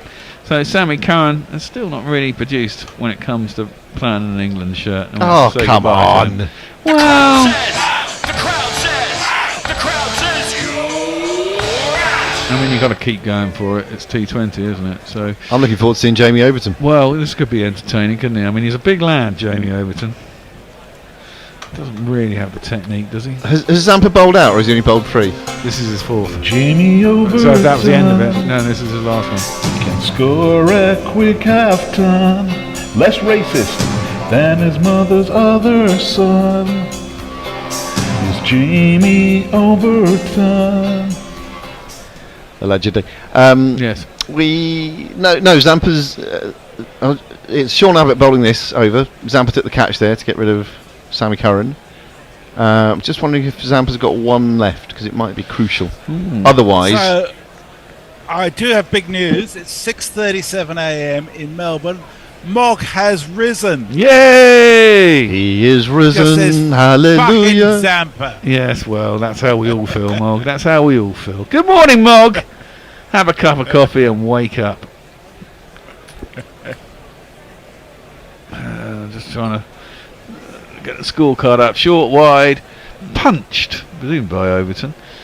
Now towards, that's reasonably good technique. He's going to get 2 as he comes back. So that over went for 15 with a wicket. Still got one ball to go. Still got one ball to go because of all the wides and no balls. sorry. No, that's all right. Zampa, no, You've probably got time, Messrs. Zampa's bowled 3 overs. Matthew Cullen says, "Hi all, just tuning in. Doesn't seem to be going well. Why the fuck is Livingston batting at 4 and Curran at 6? Surely short of batting." Yeah, I would say we're a batter light. That's short and wide, and Overton this time doesn't take a run. I think Livingston decided he wanted to be facing at the beginning of the next over.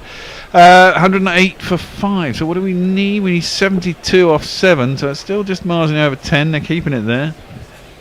And Jay says, "I forgot Bear is Manchester, Stone Island boy that he is." I'm not a Stone Island boy. I can't afford Stone Island.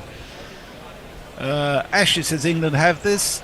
Lockie says, "Homer Simpson, fake, I'm not asleep, caught from glasses, don't cut it." Sorry, fake, I'm not asleep, caught from glasses, don't cut it. I remember that. I wonder how many people have tried that in real life, having seen that episode. Yeah. The target is now 72 from 7, so 10 and a little That's bit. perfectly Perfectly doable. achievable. It's the wickets that's the issue the there. wickets, yeah. Hazelwood coming back. Ooh, Hazelwood is coming back. He's bowling to... He's bowling to Livingston, and he's bowled him out. And that probably is that. Off the inside edge. Typical bloody Hazelwood. Nagging line, nagging length. Yeah. And Livingston, well, didn't come down with a straight bat. It was shuffling across. I think he was trying to work it. He was trying to Bit work skiddy, it on the actually, offside, wasn't it? Actually. Yeah, it was a bit skiddy. Yeah. Ashley Partridge had just tweeted, "If you have Liam, you still have your real chance." Yeah. We don't have Liam anymore, Ashley. We're done. We're dusted. My bet was a waste of money. All of the dreams that I dreamed were mine are going, gone.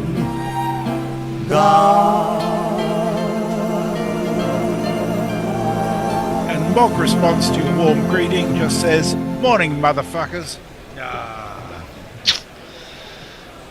Love you, Mog. Love you. 108 for 6 now, England. Go and have a cup of Colombia's second favourite export. Yep. There was a suggestion earlier on that we should have a jingle for when somebody is on a hat-trick, Mog. I don't know if that's something for you. Well, we do. We have 3 as the magic number, De La Soul, which obviously is great, but it gets pinged every time by YouTube. He will break your helmet, break your heart. Hotter than lava, cooler than Bogart. In your face, at your stumps, on your toes, on your mum.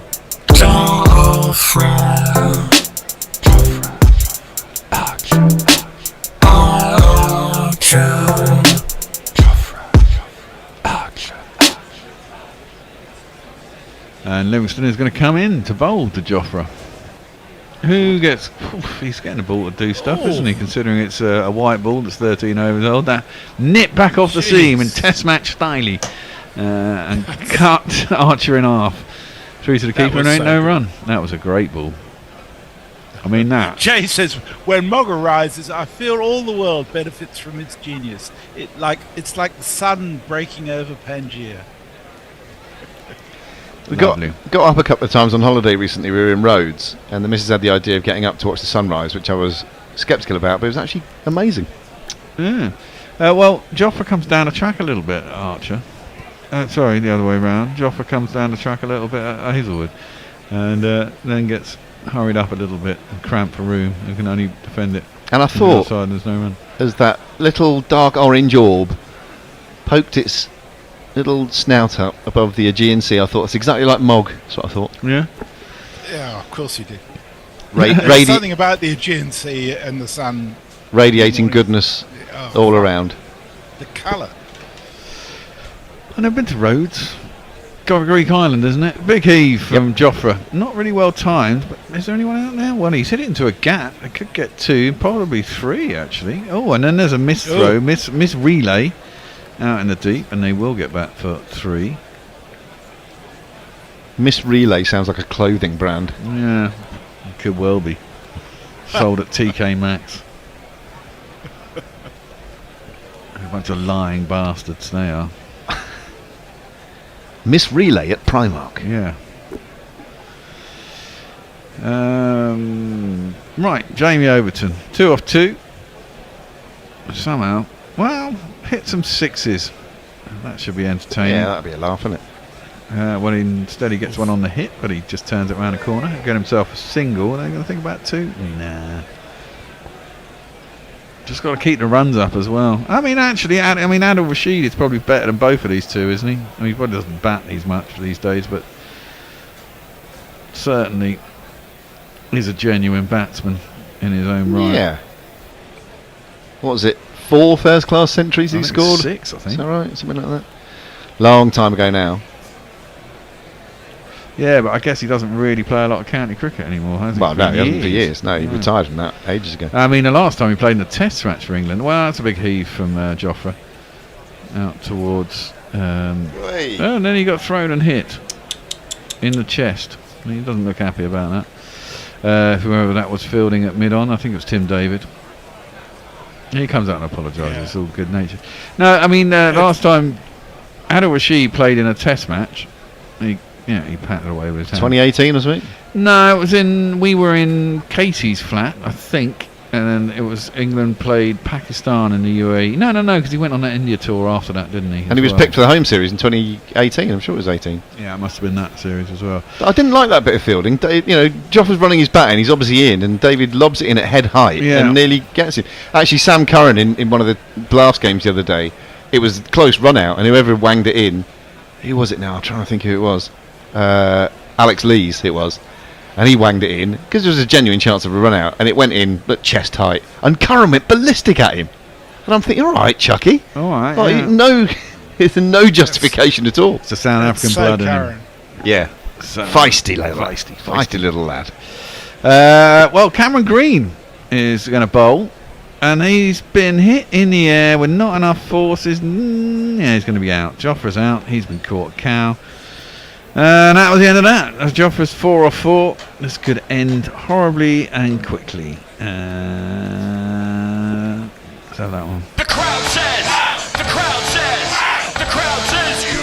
I guess England really don't have a lot of choice here. They've still got to try and crash 10 and over, and you've got batsmen who don't really bat. But my point was that when Adil Rashid, we went to the last day, and Atif was in the days when Atif was on, and we were expecting a really short day. England were in deep trouble and looking like they were losing, and it got right into the last hour, and I think Adil Rashid was there pretty much the whole day.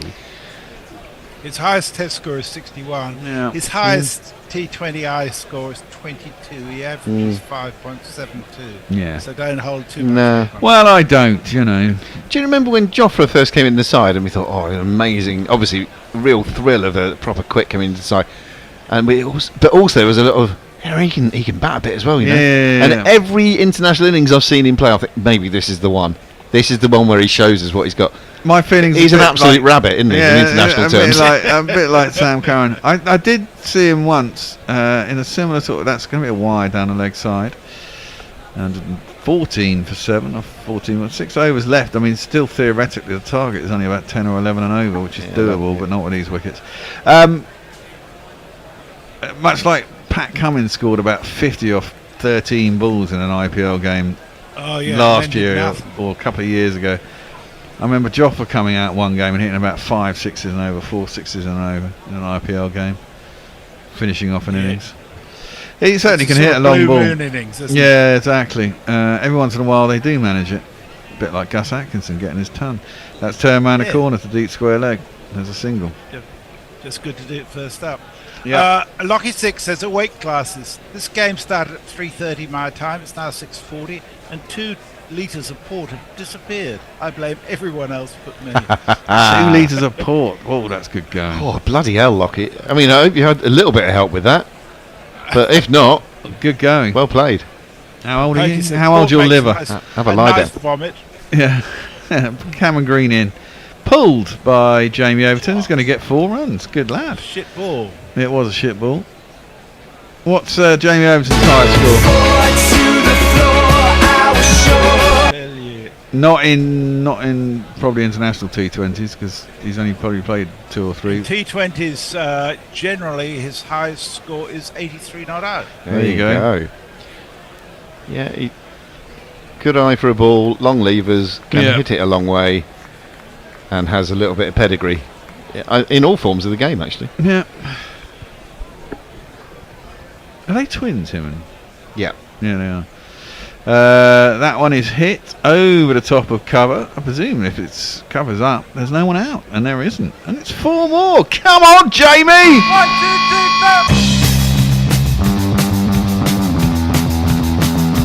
11 off 5. At that rate, he'll win the game. Oh, yeah. That's a good shot. I don't understand why someone like Green can't copy Hazelwood and bowl a little back at the length and make it much harder.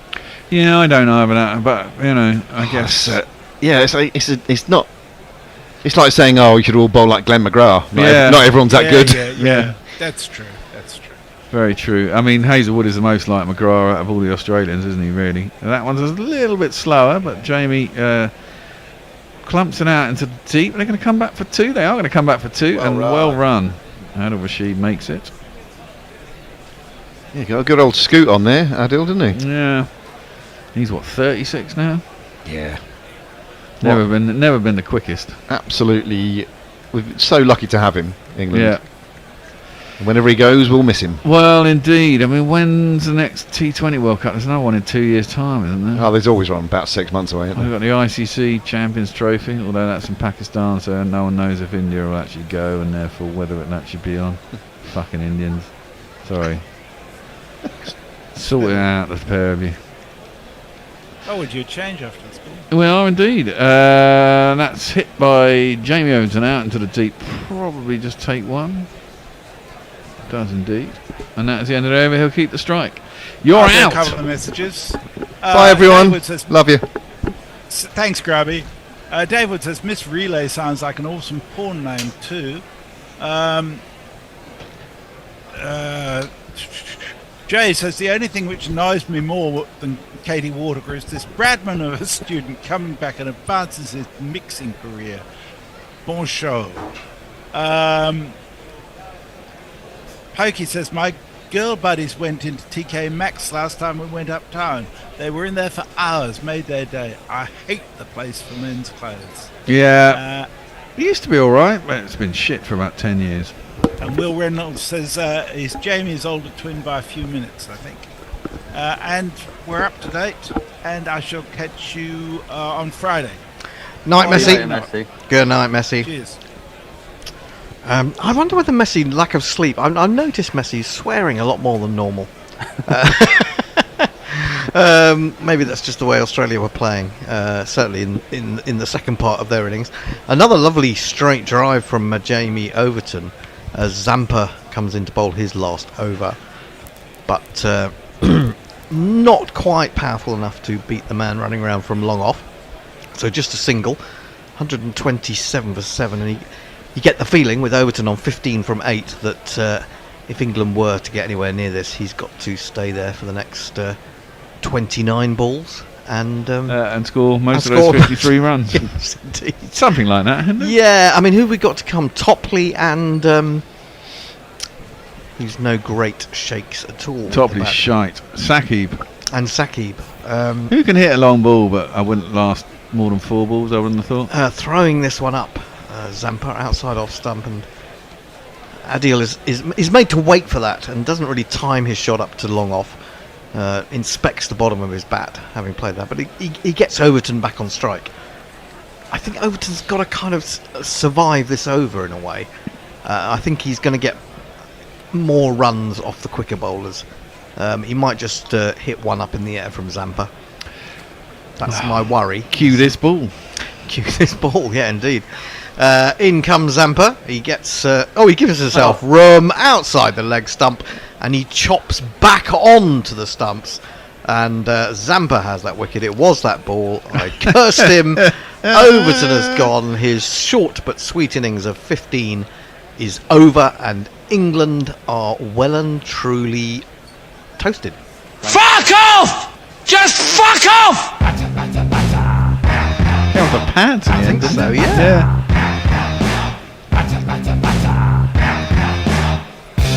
On your bike, mate. England finding some interesting ways of getting out this evening, as we've become used to over the years. And I think that's it. I think we can say that Australia have got this in the bag. England need 52 off 27 with 2 wickets in hand, and they're not terribly impressive wickets. No. So yeah, unfortunate for Overton. Interesting selection of him as a batter only. Presumably still struggling with injury when it comes to bowling. I kind of thought to myself, no Chris Jordan. Why has Chris Jordan suddenly been jettisoned? I think it's just a moving on policy, isn't it? Really? But I mean, think this is a man who bowls at the death and can bat. I mean, given a chance, can bat. Zampa in. Oh, my goodness me. Mahmood almost overbalances. I'm not sure where that went. Did it go between bat and pad? Bat and pad, yeah, down the leg side. Down the leg side. Good take by Inglis. And for a moment, he was waiting to see if Saqib would overbalance and come outside his crease and perhaps give him a stumping opportunity. Actually did try to stump him, missed the bails. Mahmood is not going to die wondering. He comes down, turns that into a full toss, whacks it with no timing, but straight to the one man on the one at mid wicket, and so no run is scored. This has been a good over from Zampa again. 2 for 20, final ball of his spell. He does exactly the same thing, except it wasn't a full toss, but he bashed it away into the onside, but straight to mid wicket. End of the over. England 128 for 8. Well, I can give you some good news, which is we've got a super chat. Yeah. But very, very quickly, I'll just pull in a few. Kieran Roseblade says, dude. Disinterested hand job, Hendo. Behold the power of Hendo's words. And Jim Bob, optimistically, we got them here. But Warren Davis is our super chatter for $1.99 with bear game. Yeah, it's a bear game. It's turned into a bear game. It's been an interesting game, I'd have to say. I mean, you know, it's... I mean, England just don't have the depth in this team at the moment, and the experience, I don't think.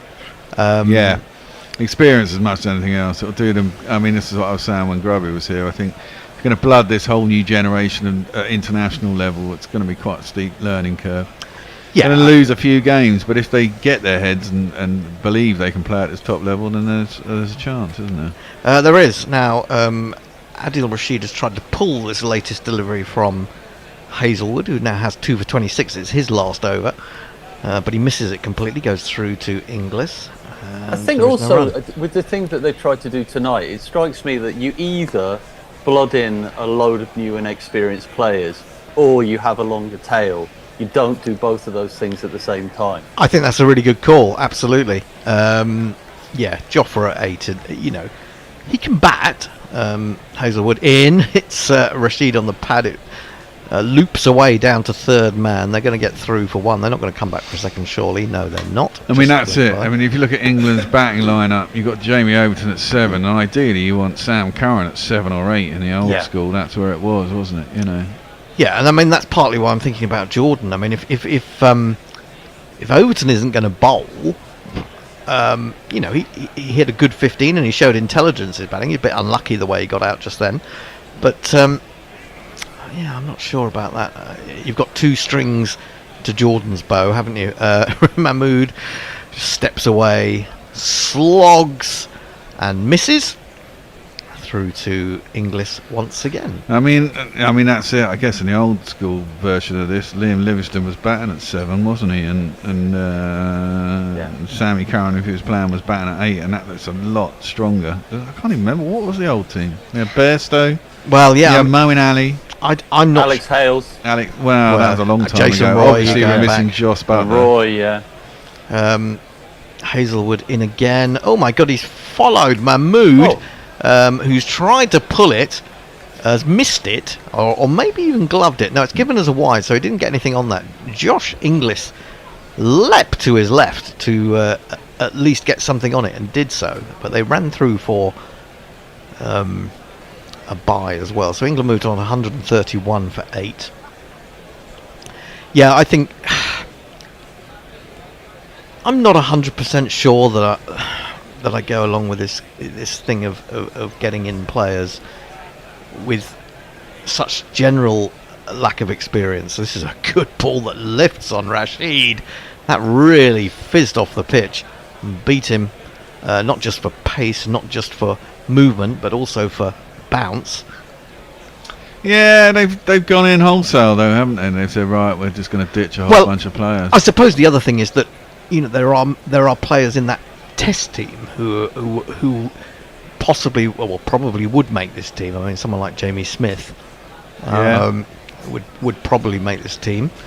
Hazelwood in again, bowls, and it's driven back over his head by Adil Rashid. A very good shot indeed. It's gone straight down to the boundary for one of these. 2 + 2 is our number.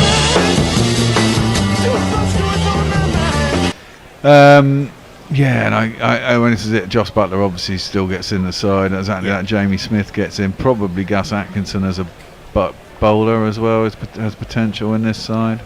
Well, especially because also if one of Jordan Cox or Bethel comes off, then you've got another one kind of to challenge Brooke as well. Oh yeah, of course, Brooks missing as well. Absolutely.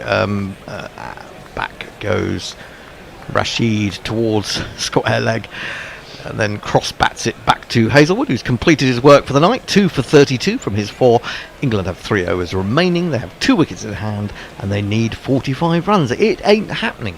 No, it's not. Well, look, more good news for us. Another super chat. Yay! No message attached to it, but Lockie sends in $2 Australian, his first ever super chat. So thank you so much for that. Send in some more. It'll cheer us up even. Jay Grover says, I'm not sober enough now to deal with Temu adverts. He's getting a lot of Temu adverts. Also, how does Hendo walk on those twiglets?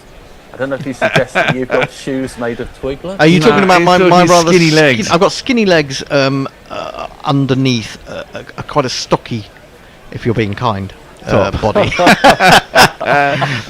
Short from Abbott, and all nicely lifted by Mahmood this time, down to third man. They should get back for a second. He's having to hurry.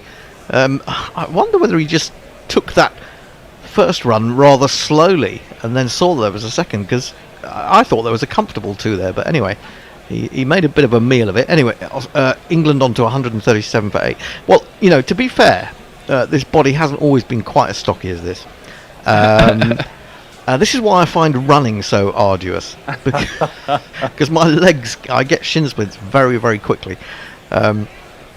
Abbott in again, bowls short, and Mahmood is swinging at it but missing it. Goes over the top, well over the top of middle stump through to the keeper. I was on a trip back in 2013, a press trip to Antigua through the Cricketer, funnily enough. And there were a couple of girls on the trip, female journalists and PR people, and one of them, having seen me on the beach as Abbott comes in, bowls wide of the off stump, a slower bouncer that given as a wide. That should be a wide, shouldn't it? Completely foxes Mahmood. Did refer to my legs as dainty. Well, I was going to say, I don't think twiglets are a marvel of engineering, aren't they? They're one of the toughest snacks you can get, only second to knick-knacks. So I think twiglets are a compliment. I'll have you know that I'm a marvel of engineering of the supreme power. Short, Mahmood swings it away. That's a pretty good shot. But he's unfortunate to find short at deep mid wicket, so just the single. That's the first one that he's really got hold of, to be honest. What are we on? We're on 316 at the moment. We might even not get to the lowest score here. Brian in Brisbane has 343. Oh. And England still need another 20, 30 runs to get there. They're not going to get another 23 from 14 balls, are they? No. I think we're safe. I think the I think that we're safe until Friday as regards GPL probably. If I had my phone, I'd work it out. 179 off 343. Oh, that's not a bad shot from Rashid. Well, I thought actually it looked better than it ended up being.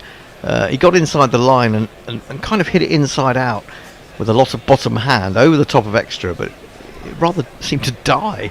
It maybe got caught in a gale or something and held up, and then of course when it bounced, the outfield, I'm guessing from dew, is quite damp. Yeah, I think England need to get to 164 for the lowest score in the GPL for a winner. Yeah. How many entries did we have in it? Quite a few actually. 4, 3, over 10. Short, and Mahmood steps away, but he's missing more than he's hitting. 12. And it's given us a wide. Oh, well, that's the third in the over. Right, okay. Short, isn't it? Fair enough.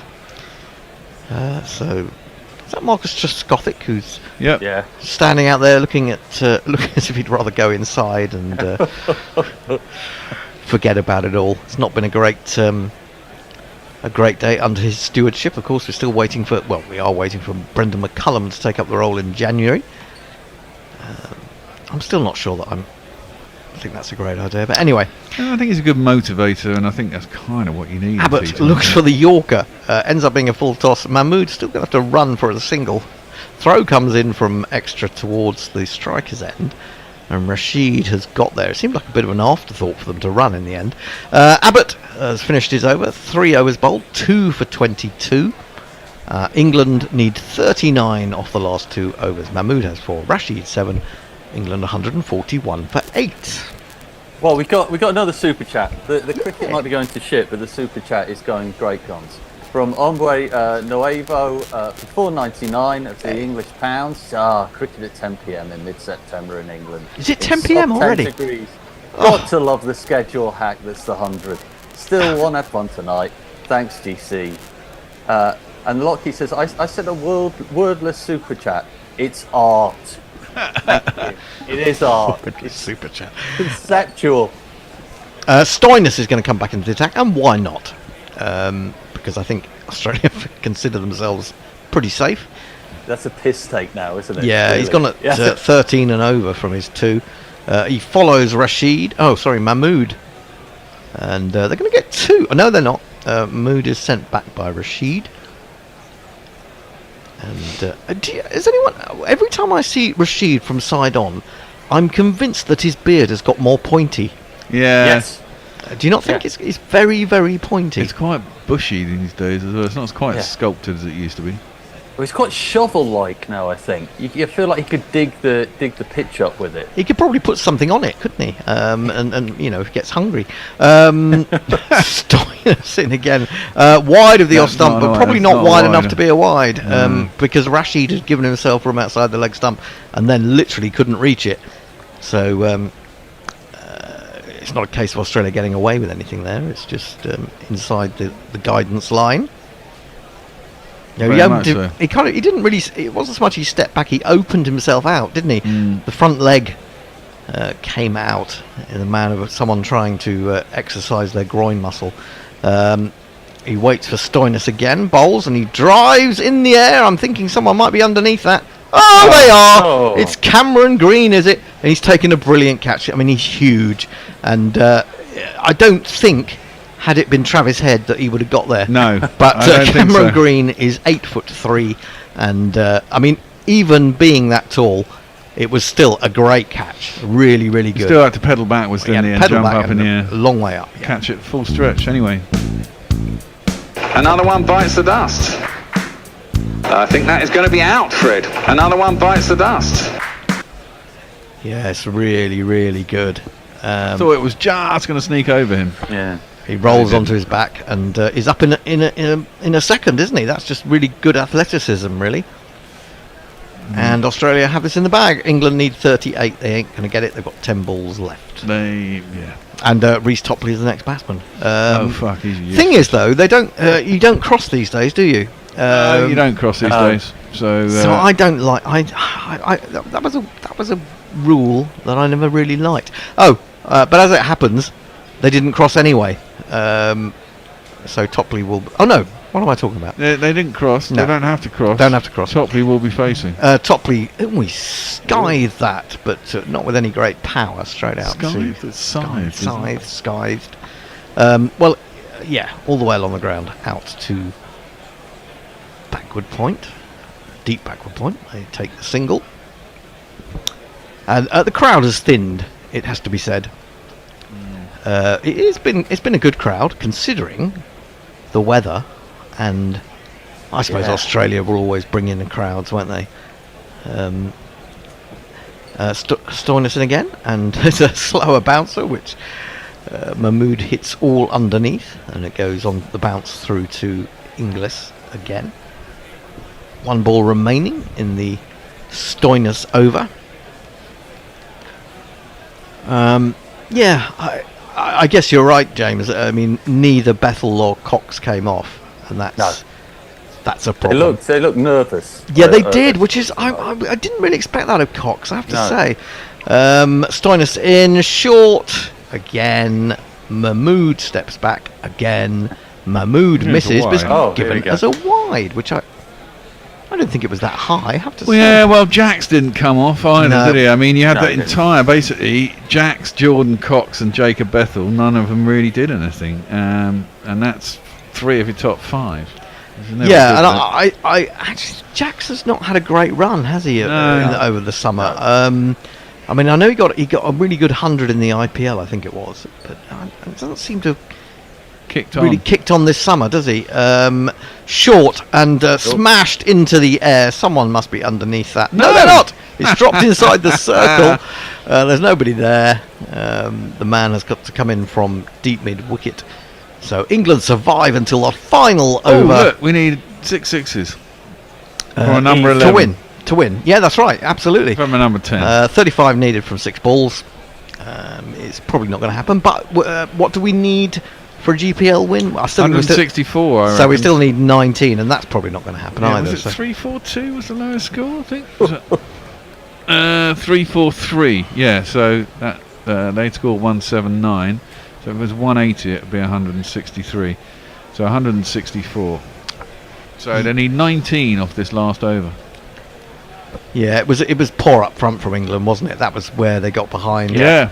Very much That's so. Sammy Curran over, and also the Australians bowled well up front. Oh well, that's what I meant. I meant England's batting, really. Short smashed by Mahmood. Oh, he's got hold of that, and it's gone all the way for 6 over long on. 2 men running after it, but they won't get there. And that's the first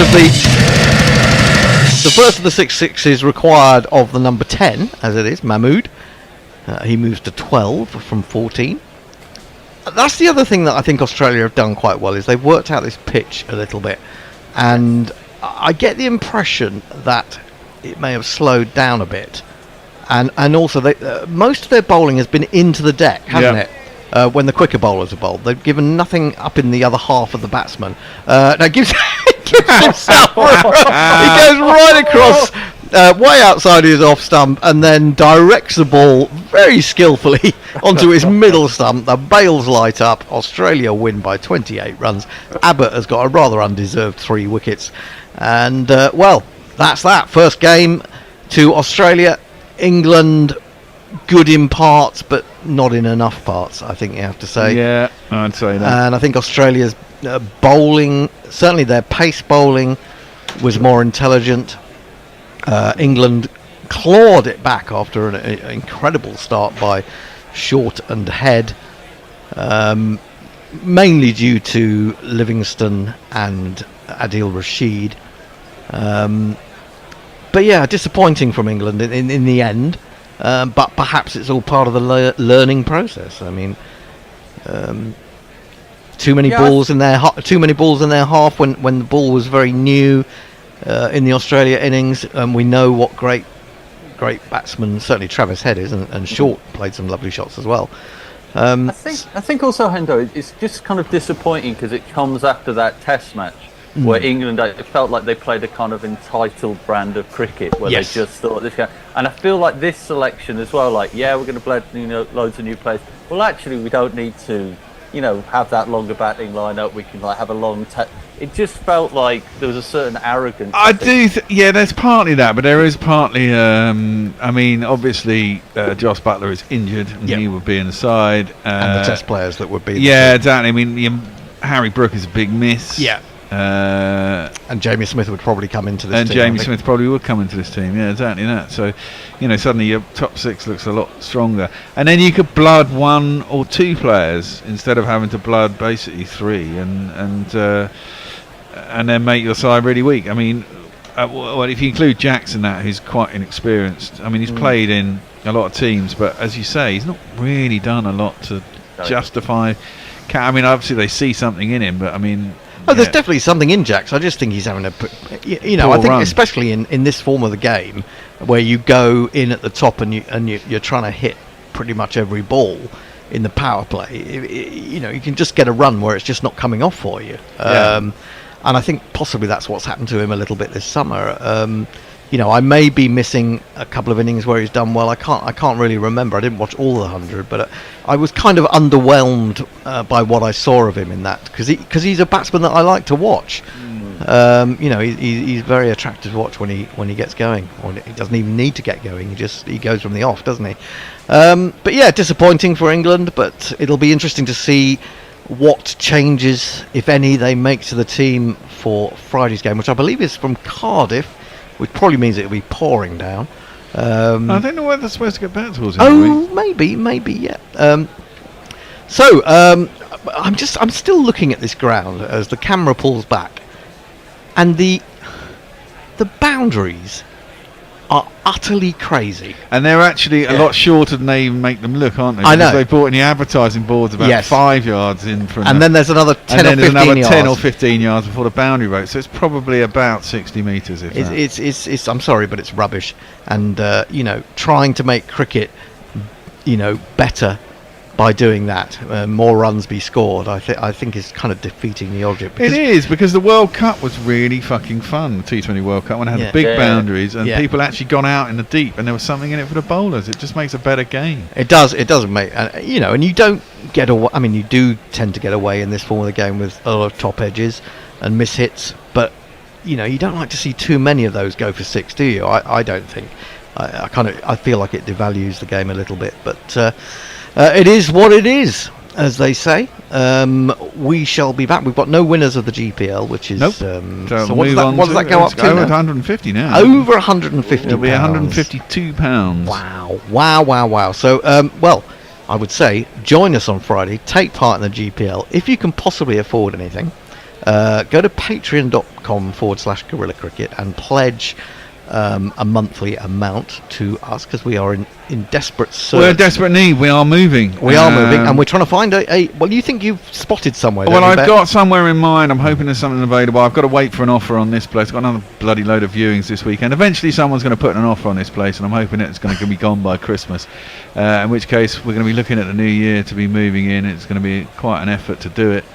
And it's going to be more expensive, but needs must, I'm afraid. As I told you all before, my daughter's going to university. It's going to cost me a fucking fortune, and I have to liquidate some assets. And I've got no work now, so I'm living on my savings and selling my house at some point. So and downsizing. Help old men in their need, and keep Guerrilla Cricket going. Absolutely. Anyway, that's it from us. We'll be back on Friday. Not sure who's in. Are you in, Bear? I think you're back. I'm in on Friday, but I'm not in on Sunday. No, I realised that. I'm not sure who's going to get this on air on Sunday, because... You. Well, no. With the help of me. Well, the thing is, I can't bend.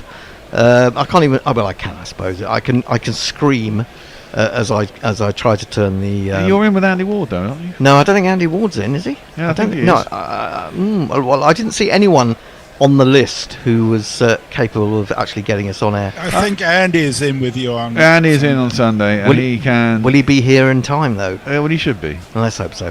Anyway, that's it from us. Travis Head gets player of the match. I suppose he was the only guy who got a 50, wasn't he? Yeah. 59 off 23. He started slowly, could have been got out by Jofra Archer early on, but survived, and then went crazy, taking 30 off of Sam Coronova. England didn't have a 30 over in them, I'm afraid. Nope. And Australia win by 28. We shall see you again, or we will talk to you again, and we will hear from you again on Friday. On Friday. Until then, good night. Good night. See you, folks. Guerrilla crickets. Whoa. Guerrilla crickets. Whoa. Guerrilla. Take guard, man the barricades, patrol the cover boundary. At last the time is come, this is a cricketing emergency. Hear this call to arms for every cricket revolutionary. Take up your bats and stumps for the test match insurgency. At first they tried to silence us, but we would not be silenced. They threatened us with lies, so we threatened them with violence. Che Guevara, Sangakkara, Joseph Stalin, Douglas Jardine, Robespierre, Darrell Hare, Vladimir Lenin, O'Brien Kevin, guerrilla cricket. It's not about the winning, it's about how many rules you break. Even in cricket commentary, this is the best advice to take. Pick guerrilla cricket, it's the finest choice you'll ever make. There's so much more to cricket than rev counters and a slice of cake. At first they tried to sanitize us and clean up our act, but people like it filthy, and we know that for a fact. Fidel Castro, Lenny Pascoe, Carlos the Jackal, Umar Akmal, Mahatma Gandhi, Grant and Andy, Brendan Behan, Austin Ian, guerrilla cricket. Stick with us, cause you know we're not the kind of thing that you see on the TV and the radio. So vive la revolution. First they tried to buy us, but we would not be bought. Okay, we were, but then we ran away, and we will not be caught. We would not give up the ghost when they left us all for dead. They decapitated us, but we just grew another head. Chairman Mao, Jamie Howe, Ho Chi Minh, Asif Din, Václav Havel, Graham Saville, No Surrender, Percy Fender, Che Guevara, Sangakkara, Joseph Stalin,